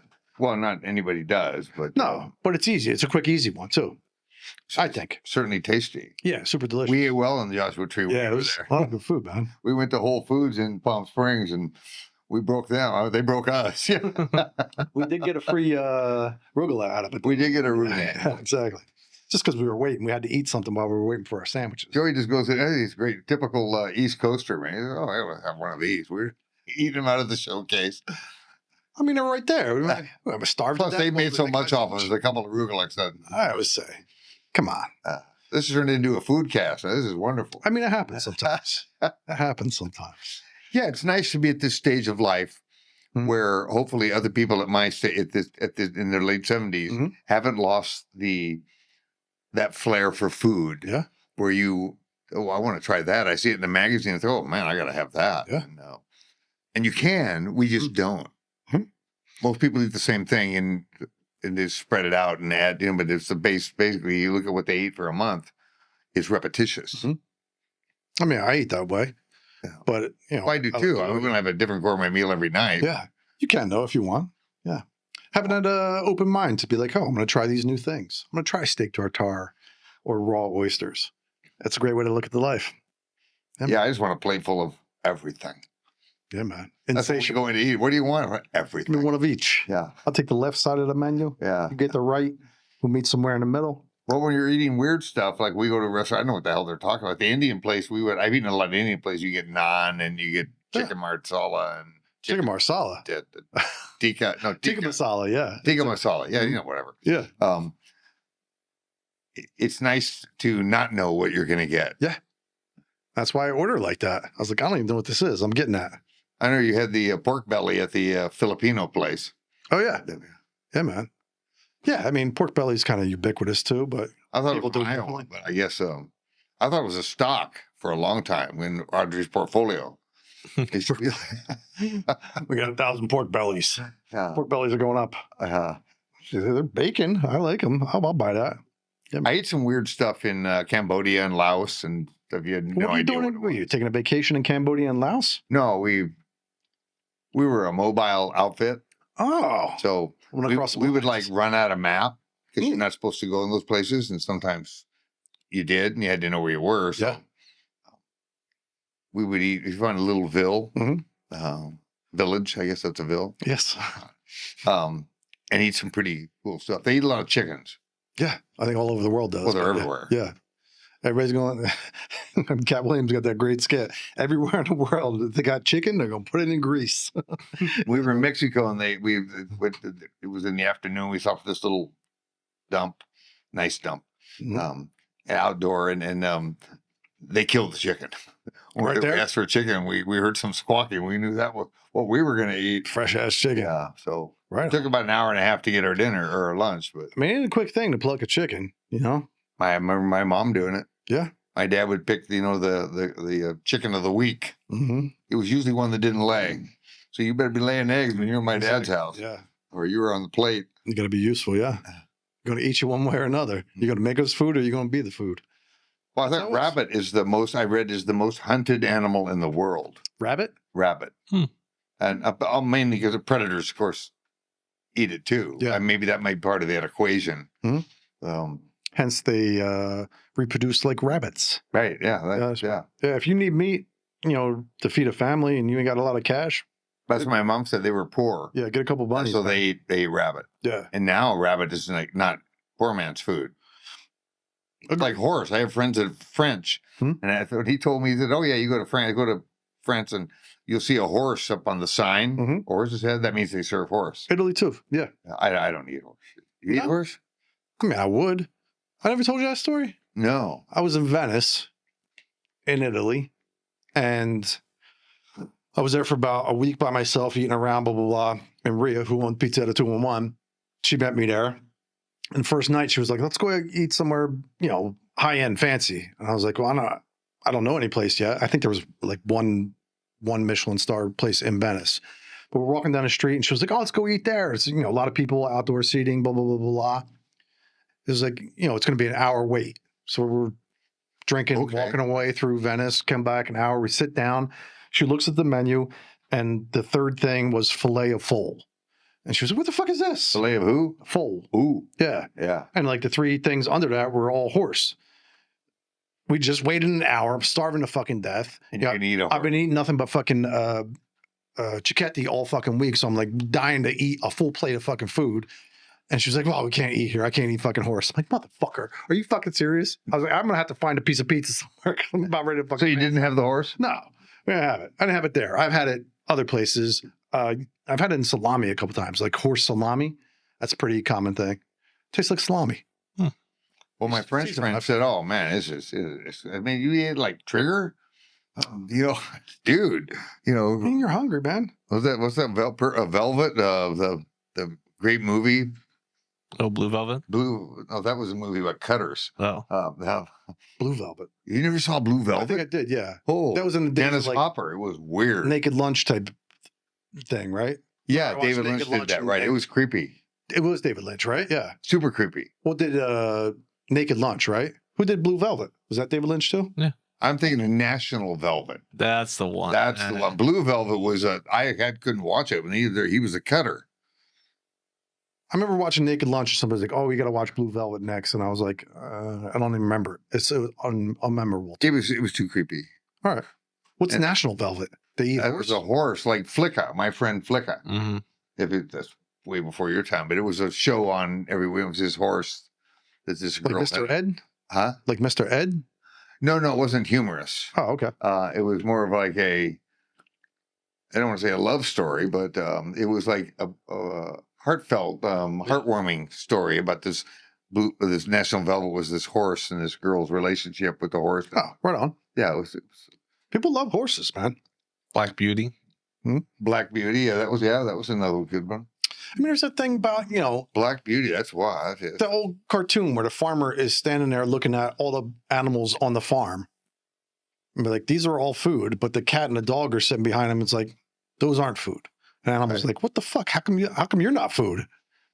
People eat all kinds of stuff. Well, I was eating in Mexico with this friend of mine who had a farm, and we were eating away, and we were having baby goat. And he said, and we're eating away. He said, I had a lot of goats. I had never seen one with a rib cage this small. He said, I think we're eating cat, man. Yeesh. And I don't know. He said, no, I've never seen a baby goat with a rib. Shut up. Yeah. Calabate. Oh, Tranquilo, he was güey. gobbling. They got to eat your foot if you left it on the plate. And you ate it? Cat? Well, you ate whatever he was eating, baby goat, right? Well, I was already eating it. Yeah. Yeah, so that's why he waited. Yeah. To see Did the you stop look on my eating? face. Yeah. Did It you- might have been goat. I don't know. Did you stop eating it?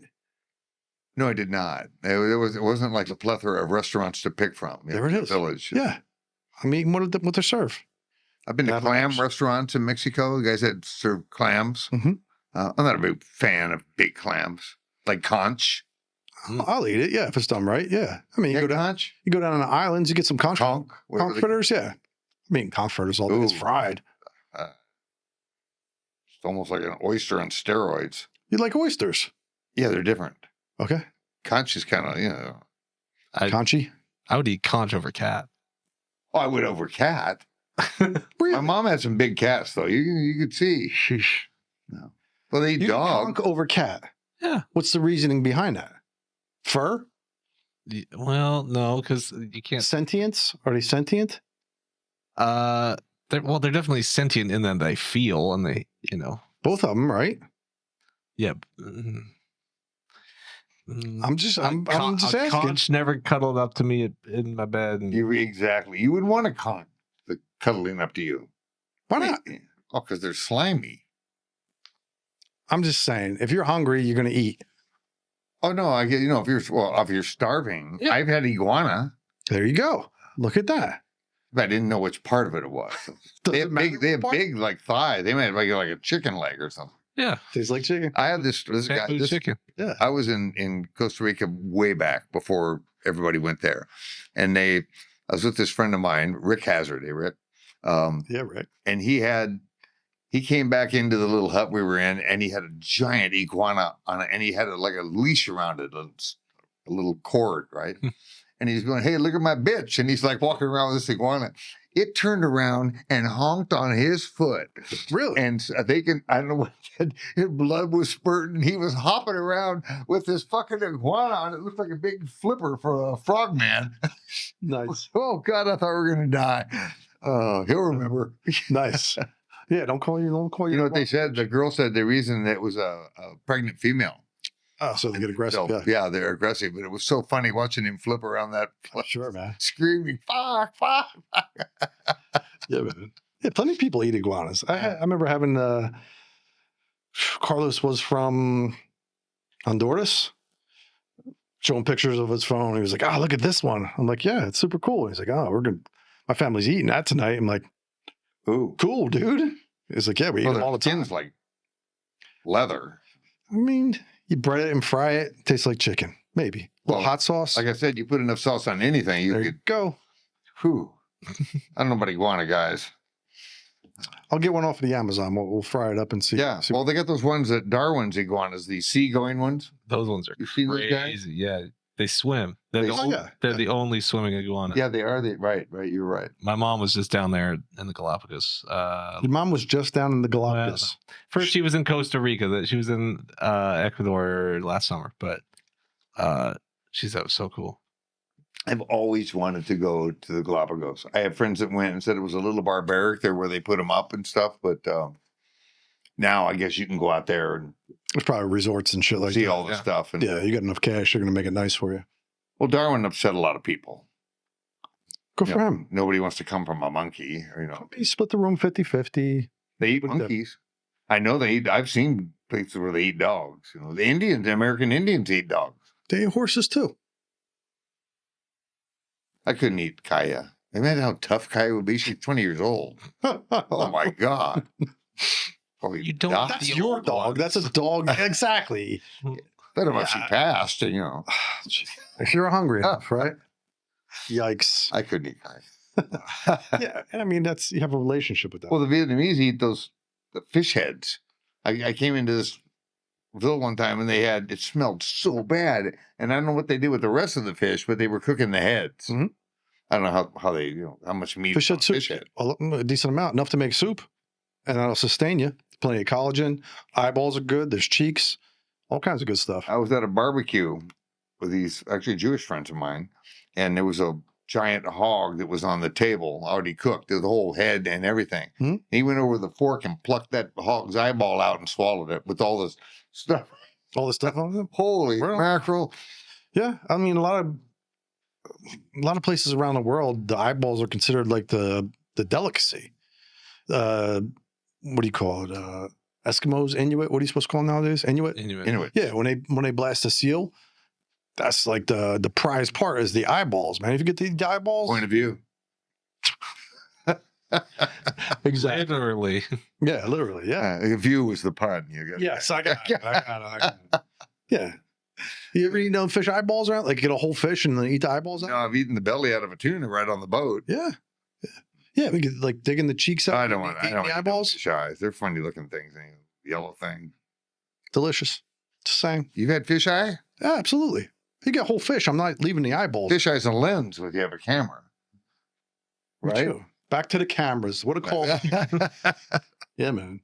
No, they're pretty trippy fish eyes. Yeah. Okay. I mean, if I'm ordering something and the whole thing is presented, I'm going to consume all of it. That animal died for me to eat, pay it some reverence, and consume it in its entirety. Just like a strawberry. I don't take the green part off. I put the whole thing in my mouth. Ooh, dude, I picked the green thing off. Really? Yeah. All right. Come on, man. Just saying. No. I told you I bought that kale the other day because I want to photograph it. I don't know if I you thought it was chard. the Was it kale. chard? Kale? It was Yeah. the one that's really gnarly. Yeah. Like the leaves are like seersucker Yeah, it could on be steroids. Tuscan kale, dino Yeah. kale, we call it too. I bought it because I wanted to photograph it. Aficionado. I love kale. What are you from Brooklyn now? You're a No. hipster from Brooklyn, love I'm kale? from Southern California. Kale was a delicacy for us. We never knew what it was. Yeah, it's, I mean, I like chard. Audrey doesn't like chard. I love chard. yeah? Yeah. She doesn't like that? No. I prefer chard over kale, probably. I don't know, you could do a lot with either one. She won't eat kale either. So, Really? yeah, no. All right. Because she didn't want me to buy it. I said, it's $4 and I want to photograph it. And then I can eat it when I'm done. There you go. Yeah. Yeah, a little bit of garlic and olive oil, some chili flake, anchovy. Chili flakes, I can eat. I can eat my hand with chili flakes on. There you go. It's a bet. I'll see. Yeah. I'll see. Right on. You know, traveling the world is what it's about to me was food. I could dig it, man. Yeah. I'd say, during my culinary career for the last 2 decades, if I was going on vacation, that was mostly what it was going to be. It's like, all right, I'm going to go to XYZ city, but I'm going to go there and these are the restaurants I'm going to eat at Right. because they're there. It's like, oh, I'm going to a fancy city to go to the museum. Go fuck yourself. That's a side thing. When I went to Yucatan Mhm. the first time in the 70s, they cooked chicken like with banana leaves wrapped around it and lemon and stuff. It Yeah. was. I'd never had that. Yeah. I mean, and that's a cooking technique that's been around for a long ass fucking time. And they That's- bury it that's in what holes and Yeah, stuff. it's beautiful, man. I've done turkey that way. We dug a hole and put a piece of chain link across it and put rocks on top of it Yeah. and then let it cave in and put the turkey on it and then filled it in with dirt. That's a great cooking method. Yeah. The boy that stayed at the Bolina's house, what's his name? Francis Mulvan. Oh, friend. Yeah. That's his cooking thing, man. Cook with the earth, dude. He had some barbecues there we thought was going to burn down Marin. He's a great guy. I mean, I never met the guy, but He did sign the cookbook for Audie. yeah. And there was wild stories about that dude. Yeah. He's like, hey, I'm going to France to do this fancy fucking dinner. And he brings 500 pounds of potatoes on the airplane. And Right. he was like, well, I want the whole thing What's his name? Francis Mormon. Mormon. Yeah. He was like, I want the whole room to smell like the earth where these potatoes are from. So he just dumped like 100 pounds of potatoes on the table. And that was like the main ingredient of this thing. Because potatoes from South America are different than, wherever they are. Argentinians know how to barbecue. I mean, They have the cow like stretched out and they have a giant fire and like lay this whole. yeah. I mean, it's becoming more and more popular with this live fire cooking, Argentinian grills. You could buy, a $10,000 grill and have all kinds of rigs and cranks and everything. So you could do that kind of cooking. But A little much for me, but I get it. I mean, it's ancient cookery. If you got a live fire, you're putting things and hanging things and put them on different heat sources so they cook at different temperatures and get different flavor profiles. You get that live wood. So over here, that's going to be the smoky part. The vegetables are going to go over there because if it was 1,000 degrees, they catch on fire. If you want to do searing, you do it right over it. It's a great way to cook. Super versatile. But yeah, the Argentinians been doing it everybody's been doing it for a long time. Right. So the stove is newer technology. I could dig it. Yeah. I'm on it. Yeah. Yeah, you are. Did you get that microwave upstairs yet or no? No, man. I got that coffee maker upstairs. It was like, Congratulations. holy mackerel. I had to rebel. I had to get my divorce attorney in there to get the coffee pot moved upstairs. No, I have to go to the basement. I don't know who designed the stairs in the state of Washington, but the average stair is supposed to be 36 degrees. Okay. Fall, right? Mhm. These guys, the one my bedroom's upstairs, Mhm. it's like 42. No, it scares me. If you have to pee in the middle of the night, it's like Take a slide. no, man. I don't know where chamber pots came from because you don't want to go down those friggin' stairs. That's actually really true. Victorian times when they were building houses, there was no regulations on stairs, right? And then a longer stair takes more of the house. Yeah. A shorter stair, they can. Yeah, boy. You go. Have you ever been upstairs in our house? Maybe once. Yeah. Well, I did a walkthrough one time, I think, when Oh. you guys were out of town or something. Yeah. Yeah. Yeah, that is pretty steep. Yeah. It's pretty steep. It was no handrail. I could just see me hitting that door at the bottom about 95 friggin' miles an hour. And I'd be like a fly on the windshield. End up in the bathroom on the other side. Bananas. Yeah, man. Yeah, we don't have. Where I was raised, when I first went to Orange County, they were a lot of 2-story houses, but they were old farmhouses. Mhm. But then the tracks, we always lived in a tract house. They're always 1 story. Mhm. So I never had. It's like Joshua Tree. I like it because it's level. It's flat. Yeah. You walk out of the house, you just keep walking. Yeah. Up here, there's stairs everywhere, and Bolinas is Mm. insane. You can't get to the house without going downstairs. I mean, that's also on a coast right there, right on the. Well, there's not a lot of room. The house is 125 years old. Every Sheesh. bug in town is munching on it as we sit here. Yeesh. Uh-huh. Yeah, man. Bolinas. Interesting. Oh, we had you heard the story about we had they called it squatter in our house. Did you hear that just the other day? A squatter. A squatter. They call it squatter. I called it breaking and entering. So the neighbor, they aren't in town much. They came in the night before last from New York. They said, somebody's in your apartment under the house. Somebody's living there. He goes, Audrey, my God. Nobody's living there. and Nobody should be. Anyway, so I called the sheriff in Marin, and they went out there, and I think I told you I said, I don't know who it is. Our grandkids are coming out over the weekend, Mhm. and so some chick had set up camp in that beautiful apartment. It's probably not the best, worst place to pick. Well, no, it's Probably very nice. Yeah. Well, she didn't get in the main house. That's where it's like a museum. So that would be horrible. But so the sheriff told me, well, we go into those situations with guns drawn. Sheesh. I would. Yeah, I guess you don't know what to expect in there. Well, Charlie Manson could be in there. Interesting. Yeah. But you got that sorted, yeah? Well, the sheriff came and said, "Do you want to press charges?" And I no, at first I wanted to smoke her. Yeah. But then I said, "Well, nah, you know what? Just boot her out." And Yeah. he said, "Well, then we have to register it as a trespassing. If you don't do that, then if you call again, we won't come out." So now they booted her out. The sheriff's cleaned the apartment out, which was cool, and put her back on the road. Marin County. Nice. Yeah.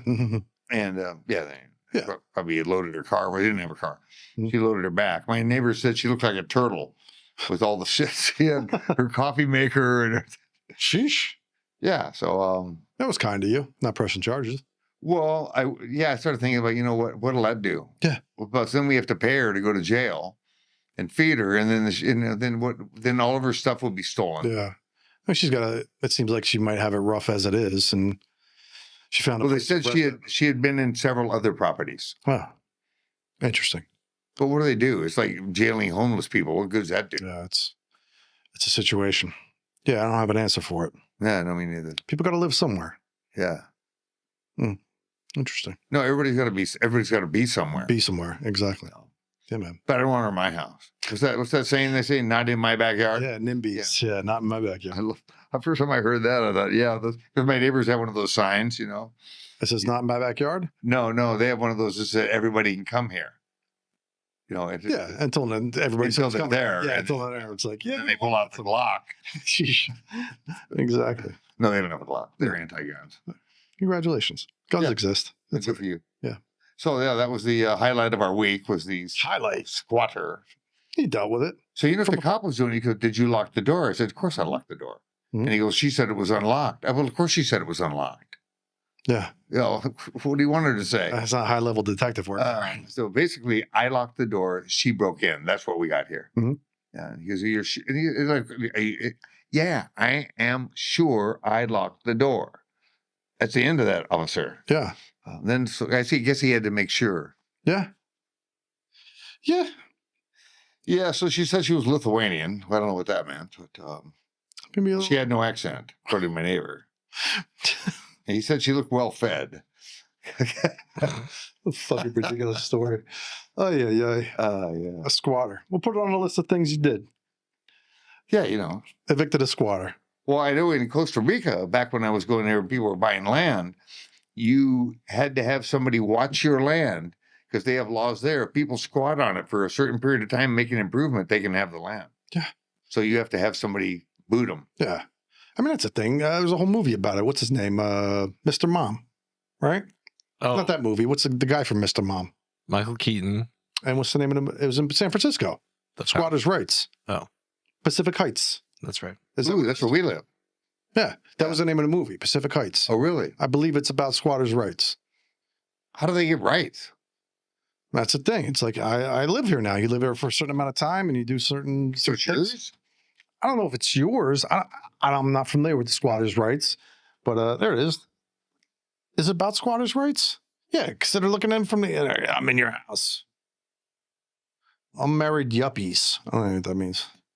There's a plot. Blah, blah, blah, attacked and beaten by two men after the man have gone. All right, maybe I'm wrong. Before his... What's the premise? Is there a Arrives unannounced one morning and shuts himself in the apartment. From inside the apartment sounds a loud hammering and drilling. Okay. Yeah, he goes in there. The eviction case is They had to get a lawyer? He's safe from eviction for the time being. If infests the house with cockroaches. Yeah. Yeah, they're kind of a form Yeah, of so the guy- cockroach themselves. The guy moved in there and it was like, that's where he lives now. Then they had to get an attorney Yeah. to get him out of there. So that's Because none of of that. squatters' rights. I remember being in West Philadelphia. It was kind of the same thing. There was a lot of places where people would go and squat, and like they had a certain amount of. That's like, hey, that's where you live. You can't really get them out of there. Gee Yeah. whiz. That's not in my time. I mean, it was 1980, There wasn't was a even a fun- word squatter when I was a kid. 1990. 1990. That's in your time. The guy looks like Joe Biden. Come on, he sort of does. This one? Michael Keaton. That's Batman. That's Mr. Mom. All the things. He was Beetlejuice, wasn't he? And look at you. Yeah. He's had a career. Hey, man. And Birdman. I love that movie. We put a pen in there real quick, Charlie. Yeah. Yeah. Back. Cool.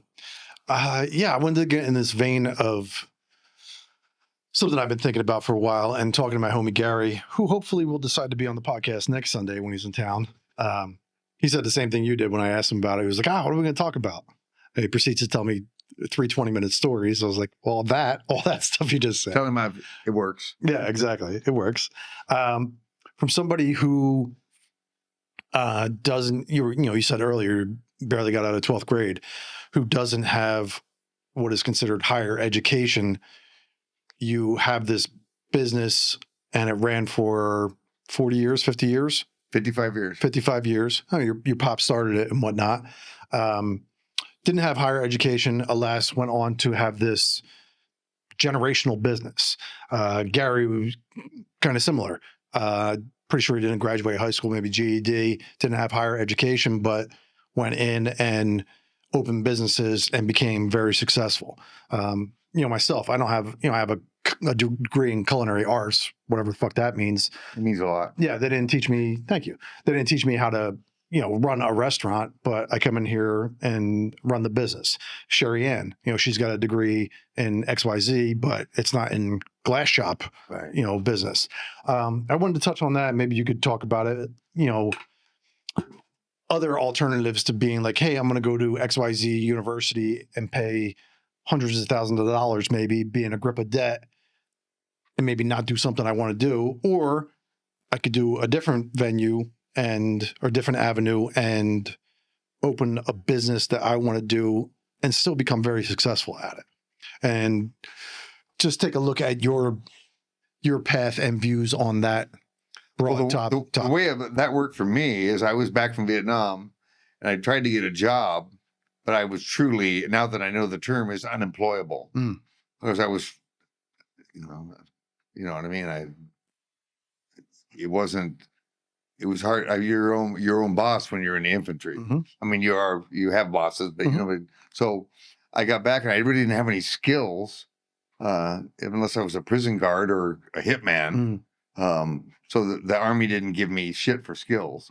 But so my dad, we kind of started it together, but he could do anything. And he had a neighbor that everybody loved my old man. He had like the shitty house with broken down cars. And they built nice houses next to it, but the neighbor was cool and loved my old man. Nice. So he wanted a window grill made with some scrolly on it to look. Back then it was the Spanish look before Tuscan took over. Okay.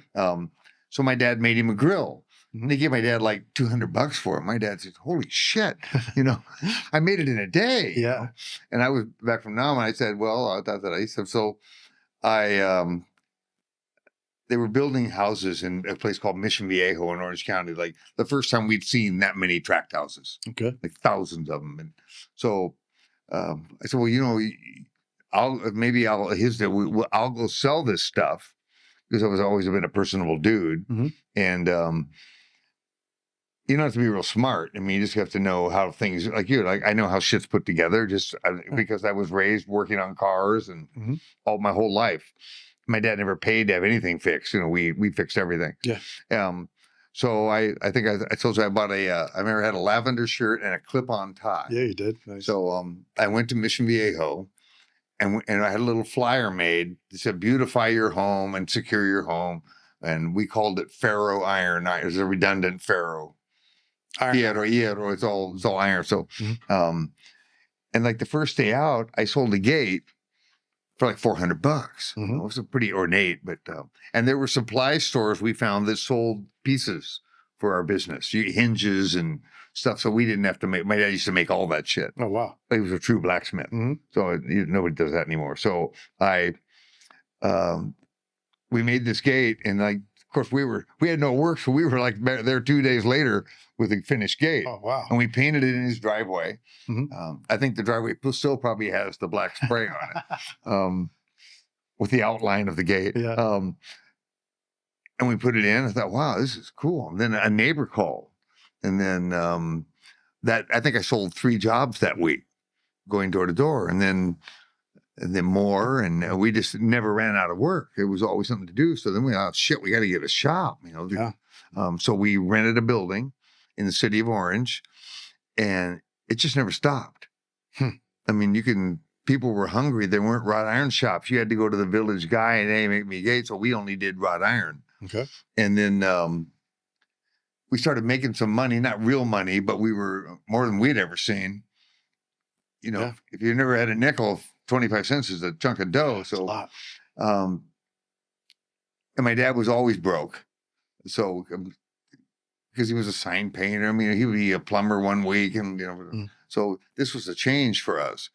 So then we sold more, and then we made these little signs that go on the top of a mailbox in the very top, and we would take wood and burn it with a torch and then sand it off and put a little scroll on it and a metal band, and people put it on top of their mailbox to have their address. Because when you're rural, there's no curbs, so they always paint their number on curbs. Yeah. And this hardware store, the guy knew my dad, and we put a stand up with these different signs on it. And it was like $1,000 worth of stuff. And we were, holy shit, Yeah, this is amazing. So we did those, and then in another hardware store called Clark Dye, which was a big name, they had our stand in there too.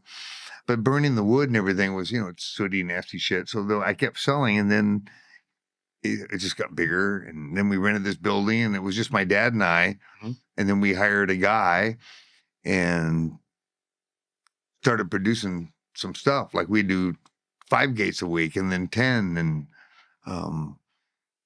then it just grew. I mean, but you learn how to run a business, as you know, by sticking your foot in the fire.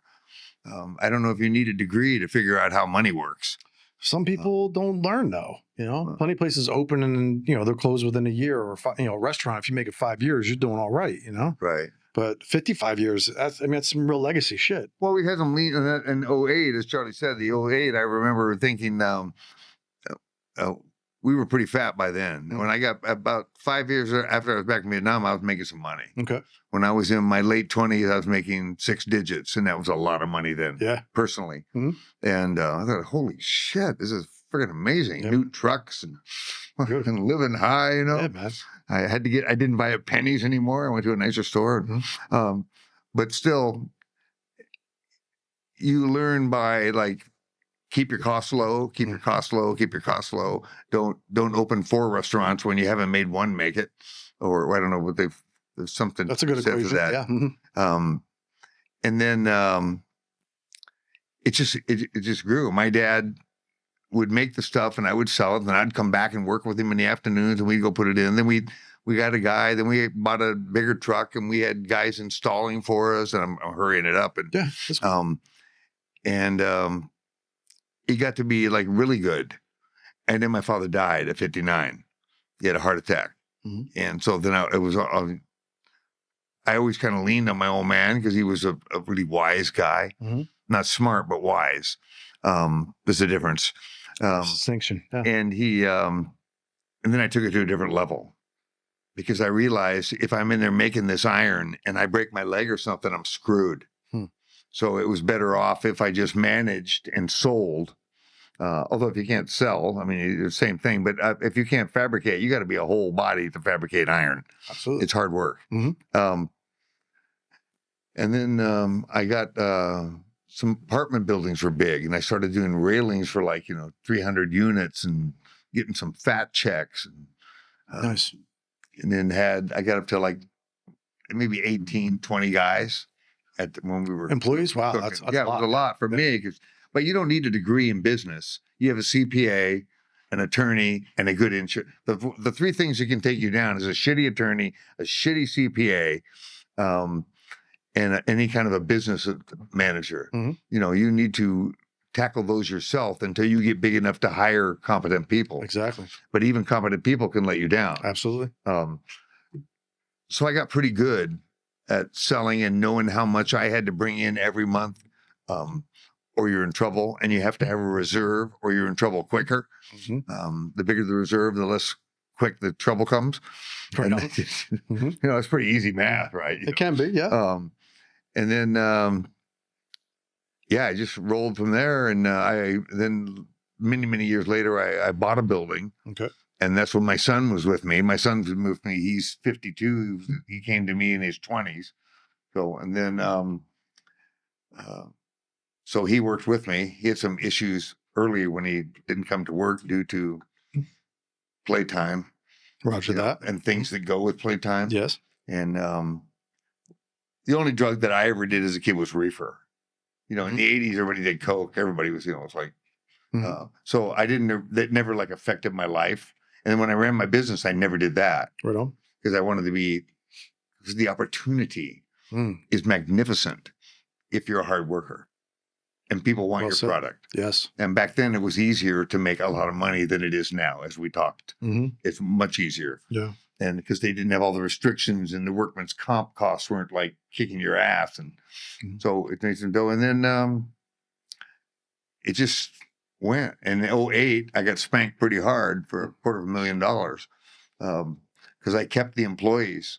Because, this will go away. This will go away. Well, it didn't go away in 2008.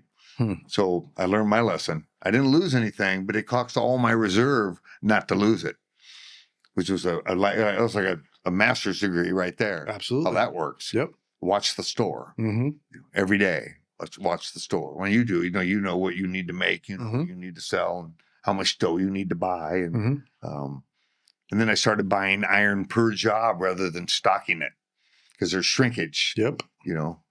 That's a good word. Yeah. Or theft. That's another way to put it. There's no way. And dealing with perishable products, shrinkage can be spoilage too.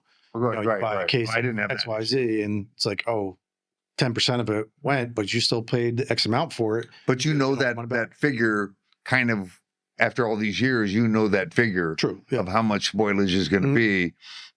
Like you couldn't account for COVID. Nobody would even dreamt about COVID. Yeah. That hit us as well. People didn't want you at their house. Yeah. Talking to them about iron. Exactly. And it's hard to sell something with a mask on. True. You look like friggin' Howdy Doody. So then when I turned 60, what am I, 78? 10 years, 68, about 66. I was so not crabby, still unemployable. Congratulations. But like if somebody crossed me, I think, fuck you. Don't buy my product. You don't fuck off. I'll find somebody else. Somebody else will want it. And they do. And then, so my son said, maybe you should think about retiring. What are you saying here? What's going on here? You mean I've become an asshole? I was an asshole before you were born. And then, so he's took over. We worked together for a year. He took over, and he's done very well at it with a much smaller. We have like 6, 8 guys because it's a fallacy that you get bigger, you make more money. There's a diminishing return that kicks in. This was no college degree. Yeah, you learn that after many years that all these things because you got burned. Maybe these guys in college know about it ahead of time and they don't get burned. I don't know. Knowing about it and then experiencing it in real life is 2 different things too. And then being able to respond to it or react to it. Also, it's kind of like a tattoo when you learn it that way. Okay. You really learned it. You learned the hard way. You learned the hard way. I didn't have a warning. And then now I've schooled him because he was kind of floundering, thought he wasn't making money only because he wasn't storing money. Okay. Right. Hopefully in a business, you make the money you need to live on and you put X amount away, 10%, 5%, whatever it is, you put it away for retirement. Although I had a money man, what I'll say would change my life is I went to collect some money from a guy that owed me money and he had a business manager, this old lady, Mrs. Donaldson. And I went to her house and I was making a lot of money, but I was wasting it. And I went to get the check from this guy, Albert. He's a weenie, and she comes to the door. She's from Connecticut. She's very proper. Right on. And she looked at me from head to toe, and like I was dirt, And she said, Sized you up. She said, "Do you have how do you run your business?" I run business. She said, "Well, I like bad boys that can make money. I'll help you. I'll teach you how to keep money." And she did.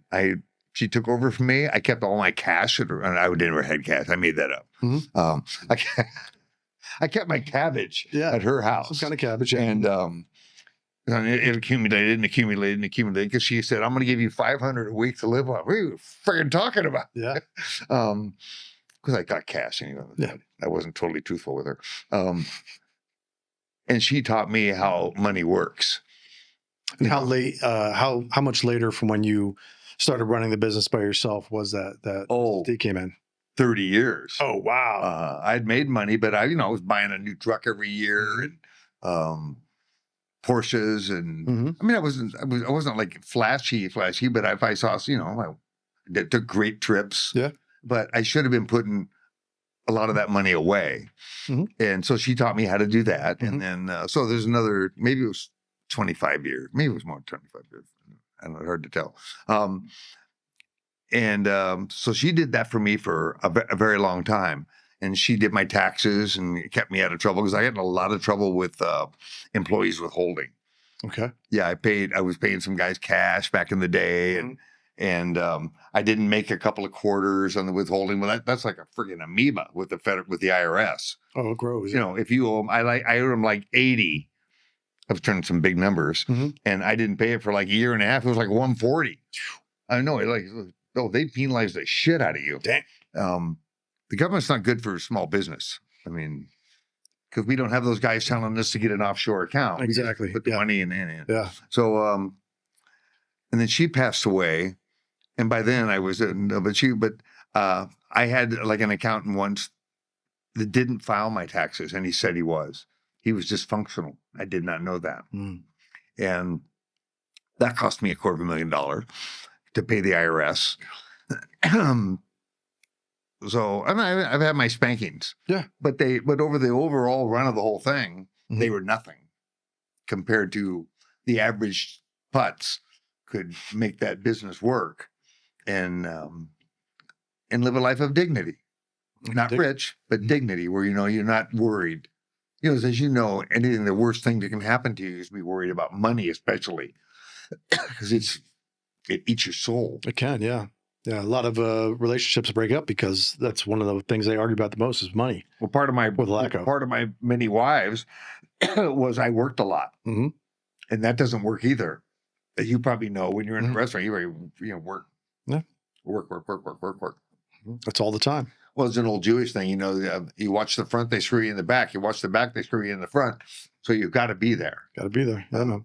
So anyway, so my son has it, and he's the same way. He didn't graduate from high school. He got his GED. That was going to be my next question. But he's a personable guy. Right on. When you meet my son, you want to do business with him. Same with me. They wanted me to be friends. And not, like bosom buddies, but they wanted me to be my friend. So that is, if you can sell. Anyway, though, I could dig it, man. I mean, this might be a difficult perspective to look at it from, just because your experience was different. Let's say you came back from Vietnam and went to university and got a degree in business. How do you think that would have shaken out in the business? It wouldn't have worked. Wow. Well, because I'm in a trade. Okay. You can't go to college and learn how to fabricate. Fabricator, like my son and another son from another marriage, David in Utah, he's a granite fabricator. And he said, "Oh, Dad, you can do anything. You're a fabricator." So, almost like a physicist. Like, when I look at a machine, that's how that thing works. Yeah. Maybe I came from my old man, but that's a great asset. Yeah, absolutely. To know how shit works. Like you're putting weights on your fan and shit. I mean, not many people do that because they don't know how stuff works. Yeah, exactly. And I don't know, going to college and learning, I probably would have learned about the ramifications from not taking care of business with insurances and withholding. Maybe I would have learned that. And maybe I know guys that went to college and they still got in trouble for that. Yeah. Because greed set in and they didn't want to part with that money for the quarterlies. They wanted to, I'm going to close this real estate deal and use that money here. That's the shit that comes back to bite you. Yeah. So no, my kind of trade is kind of like, you got to get in there and you do shit. People like it and they give you money for it. And you go, woo, I sold 1,000 fucking pies. Exactly, You know what I mean? Yeah. So it's astounding though, isn't it? I mean, that you can do that. You come here and you open this thing and people come in and buy what you sell. They buy stuff. It's great to be able to pull yourself out of it and look at that perspective of it too. Well, you have to. Or you get caught up in the mire. You're standing in mud up to your knees and you can't even walk. Yeah. So it's, then I went after bigger projects, and they paid me like, 5-digit checks instead of like $1,200 or $5,000. I was getting like $45,000 checks. Sheesh. When you get your money in a big chunk like that, it's better than getting it little by little because somehow it doesn't leave as fast. I don't know why that is, but interesting. You're still making the same amount of work, but you're doing it all at once. Yeah. If I had to do $50,000 worth of gates, that's a lot of gates. I could do $50,000 on a condo complex, and I finished it in 3 weeks. I mean, somehow you retain that money longer. I don't know. Maybe we would have learned that in college if we went. Maybe, but college was boring to me. I think a bunch of, sitting there and just being like, man, I could be sitting doing there something. and reading and philosophy of business when you really got to go out and stick your fingers in the fire. Yeah. That's just my viewpoint. I don't have any other viewpoint. Agreed. You know, I've done some college classes too, and business specific ones. When I was at the steel factory, they would, if you went to college and took classes that were pertaining to, you know, business or whatever, something in the Right. Incentive program. exactly, they would reimburse you for it. So I took some business classes, and this, you know, I was in this class, and this cat was old, and he's talking about business philosophies and blah blah blah blah, and I was already 21, 22 years old. These kids are, you know, just out of high school around me, so I had a couple of years on them. But I'd just be like, "That's bullshit." I'd say it right out loud to the fucking guy. I was like, "That shit don't fucking work." You know? That's exactly what happens to me. I think, dude, are you in the real world? Yeah, exactly. I'm just like, there's no way you're gonna that's gonna fucking work in a real life situation. Oh, how do you fucking know? I did it today. Before I came to class, I was in that situation and it didn't fucking work. Right. And this is how it did work. Yes, is it specific to that situation at that time? Yeah, but the way you're saying, like, this is the way it should be done, that ain't gonna fucking work all the time either. And you're telling it to a bunch of 30 kids that are gonna go out there and try it. I'm like, Well, he's generalizing like it's all one big pot, Mhm. and everything is different. Everybody has their own deal. I happened to get into business in a time where it was ripe. right on. I mean, I could screw up and make money. I'm not talking about huge money, but back in the day, still, you know, that's a I could interesting screw up thing and to make say. money. Well, it isn't that way now. Because we used to laugh when they had yellow pages. Every year we get the new yellow pages, and it'd be like 100 new shops. for ironwork. Yeah. Ironwork, you know, but you know, 98 of them are gone by the end of the year. Mhm. Well, I hate to see that happen, but I'm glad to see it happen because they're It ain't taking for bread off everybody. my table. Yeah. So, yeah, you're right. College to me is too general. I want specific. You know, in my life, I want specifics. Like I like that. specifics are what make it work. Like generality is more like a philosophy. Well, this worked for in these studies of Henry Ford or this. Well, I don't give a shit about Henry Ford. I need to sell this many gates to make my rent and walk away with $500. Mhm. Yeah, in the end, it boils down to simple mathematics, arithmetic. It's math. Yeah, it's like, here's this number, you got to do this number to make this number work, and that makes everything else work. And if it doesn't, then you have to adjust somehow. Right. Yeah, interesting. I remember that lady told me that a great statement that stayed with me. She goes, "Figures don't lie, but liars can figure," and that stuck with me my entire life. When I would be like looking for new insurance policies or new this or, but you know, I never got into retirement stuff. Mhm. I just put money away, buy houses. Yeah. Great retirement plan. Yeah, the houses are they're pretty good. Yeah. That's proven. Yeah. So yeah, I think the college wouldn't have worked for me. Plus, I can't sit in one spot very long. Mhm. You know, my ass starts itching or Yeah. something. So I got to sit in that classroom and then have a test to see how you did and where did I finish with my peers. I don't give a shit how I finished with my peers. Exactly. Let's check our bank accounts in 10 Right. years and see where You we're know what she used to say? You know, honey, if you're making money, what's in the bank? She would ask me that every day. What's in the bank? Well, she already knew, but and I would have to. that was your test. Make sure you knew. Right. So isn't that great? So it's a pretty easy math. You don't need a master's degree to look in the bank. Mhm. If there's nothing in there, something's wrong with your college program Yes. or your own program. Yeah. I could dig it. Yeah. Yeah. I like to hear that story. And like, you know, I'm going to bounce it off Gary if he decides to do the pod, which I hope he does. You know, his story is pretty interesting too. This is really interesting. Yeah. I mean, he dangled it out there. I mean, that's one way to put it. Well, that's what it's kind of like that Polish mind finder when you have a business. You get your foot out in front of you and covering your ears and hope you don't step on a fucking mine. I've stepped on a few. Yeah, it happens, man. I love the Polish mind finder. I've never heard that before. That's fucking hilarious. You never heard that? No, just right now, first time. Beautiful. He was, we were talking on the phone today and he relayed a story to me. We're just talking about business in general. And I started exploring this line of conversation with him. And he's in jets now, jet repair, and we'll get into it. Right.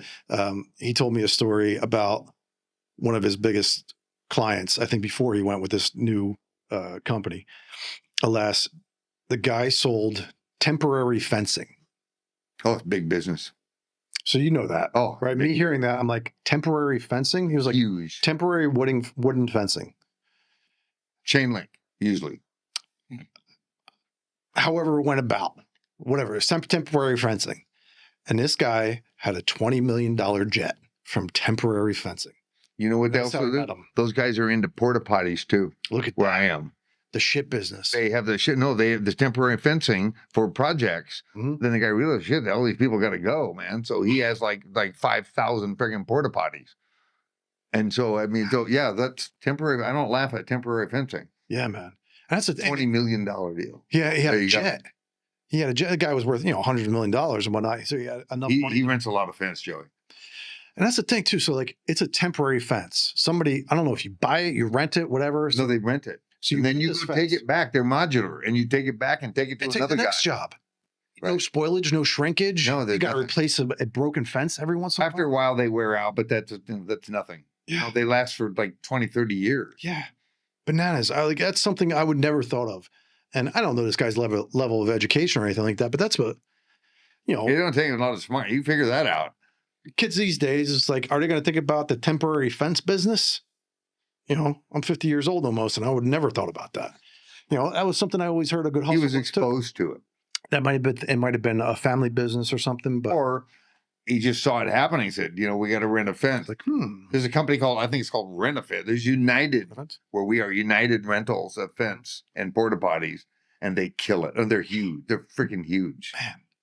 I mean, there's if you look at it from a broader scope, U-Haul, I'm going to rent this truck and blah, blah, blah. And, it's right up from Ridgefield, right? That's where the guy started up in Ridgefield. There's a sign when you go in there. Yeah. But yeah, it makes sense. These temporary things that people pay you money for and accumulates.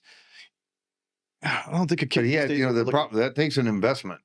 And you got to buy a load of fence. Of course, Yeah, you then gotta you have sell it the front. job, Mhm. and sometimes, they don't get money up front. They have that's so concrete Mhm. contract. But with mine, if I sold a $100,000 job, I had to go buy $30,000 worth of material. Yeah.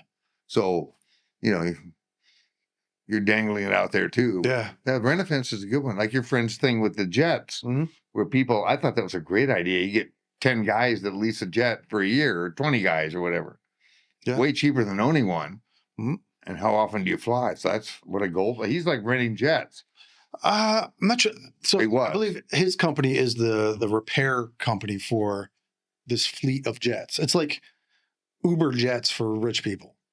And they have the contract to do the maintenance on And they have to be maintained. We had a plane. So you have to have so many hours of Mhm. maintenance for da-da-da. Exactly. Yeah, it's all scheduled We didn't have log, jet. everything like that. With a Cessna. Yeah, right on.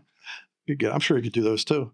But yeah, his story is pretty interesting too. It didn't start there. It was detailing jets first, and then it grew. And before that, it was cars, and then it went on and went on.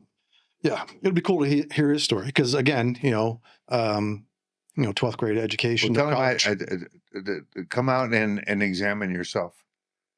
Yeah, exactly. Have That's the what I said. conversation. I met me with your podcast. Beautiful. Yeah, man. I mean, I knew who I was, but I didn't know who I was. Look at that. Way to sell it. I appreciate that. Yeah. So Yeah, man. Yeah, you'll meet him. He's a groovy cat. I hope so. I mean, I'm interested to be in a room, put you guys on different chairs, and me sit in the middle and just see you go back and forth. I think it'd be a cool talk. Well, his sounds like much higher level than me. I mean, I haven't seen a dude in 20 some years too. But he sounds pretty level. I think he always has been. And I Yeah. think that's been Well, that's maybe key to that's his success key. too. Exactly. He never lost track. That's the thing, being on a certain level and not being reactive, being responsive, and having, reconnecting with him and just hearing some of his story and talking about COVID. He's like, nobody's fucking flying anywhere. And it's like, our business went fucking to shitter.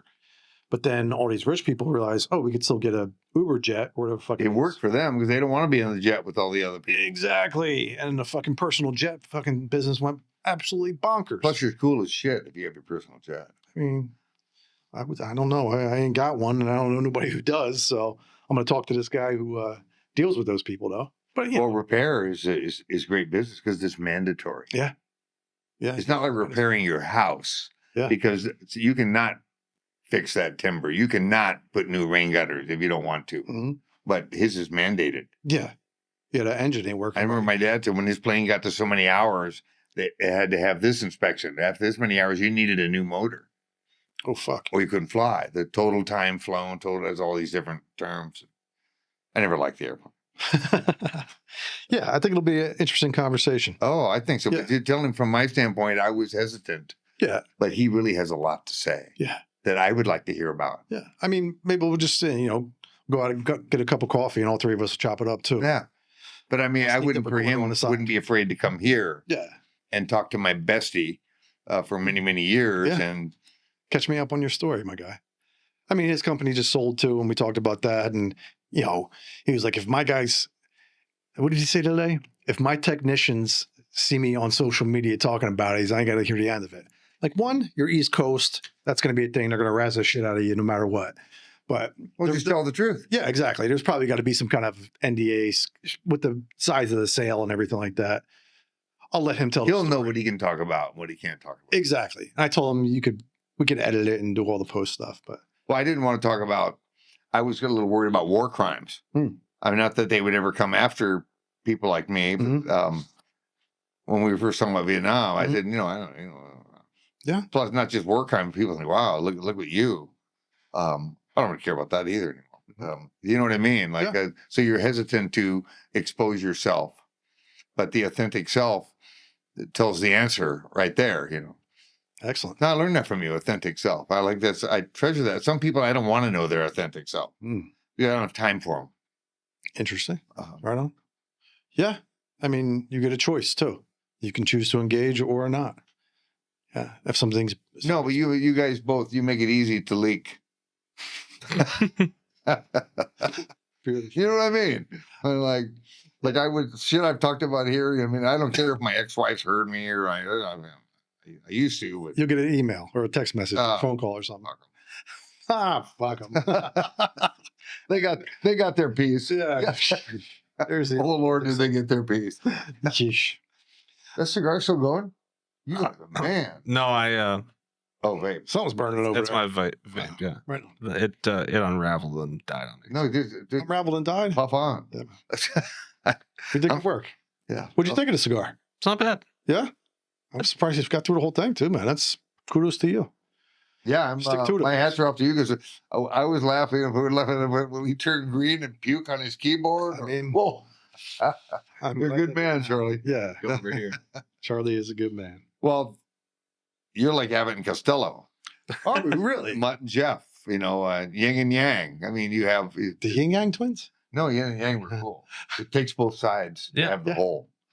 I couldn't So- do it without him. It's Thank it's you. cool. Yeah, man. No, you do it well. I like you better than Baba Booey, whoever that fucker was. Baba Booey. Oh, he died, didn't he? Is Baba Booey dead? No, who's the other guy? that died? No. Artie Lang. The guy that Artie's still on alive. Howard Stern, one of them croaked. Jackie? Maybe it was Maybe one of them died. Jackie the Joke Man Marklin? Fred didn't die. No, one Fred of was Howard Stern's guys croaked. I thought you told me, but maybe it wasn't. I think Artie's still alive. I thought Artie was still. I don't know. Maybe Jackie Joke Man died. I think that would have been, I would have seen That it might be in the comedy sphere. Can we pull it up real quick and see if one of the crew of the Howard Stern show 86th? We'll leave everything there, will you? Come on. It's not Robin. We would have heard about that one.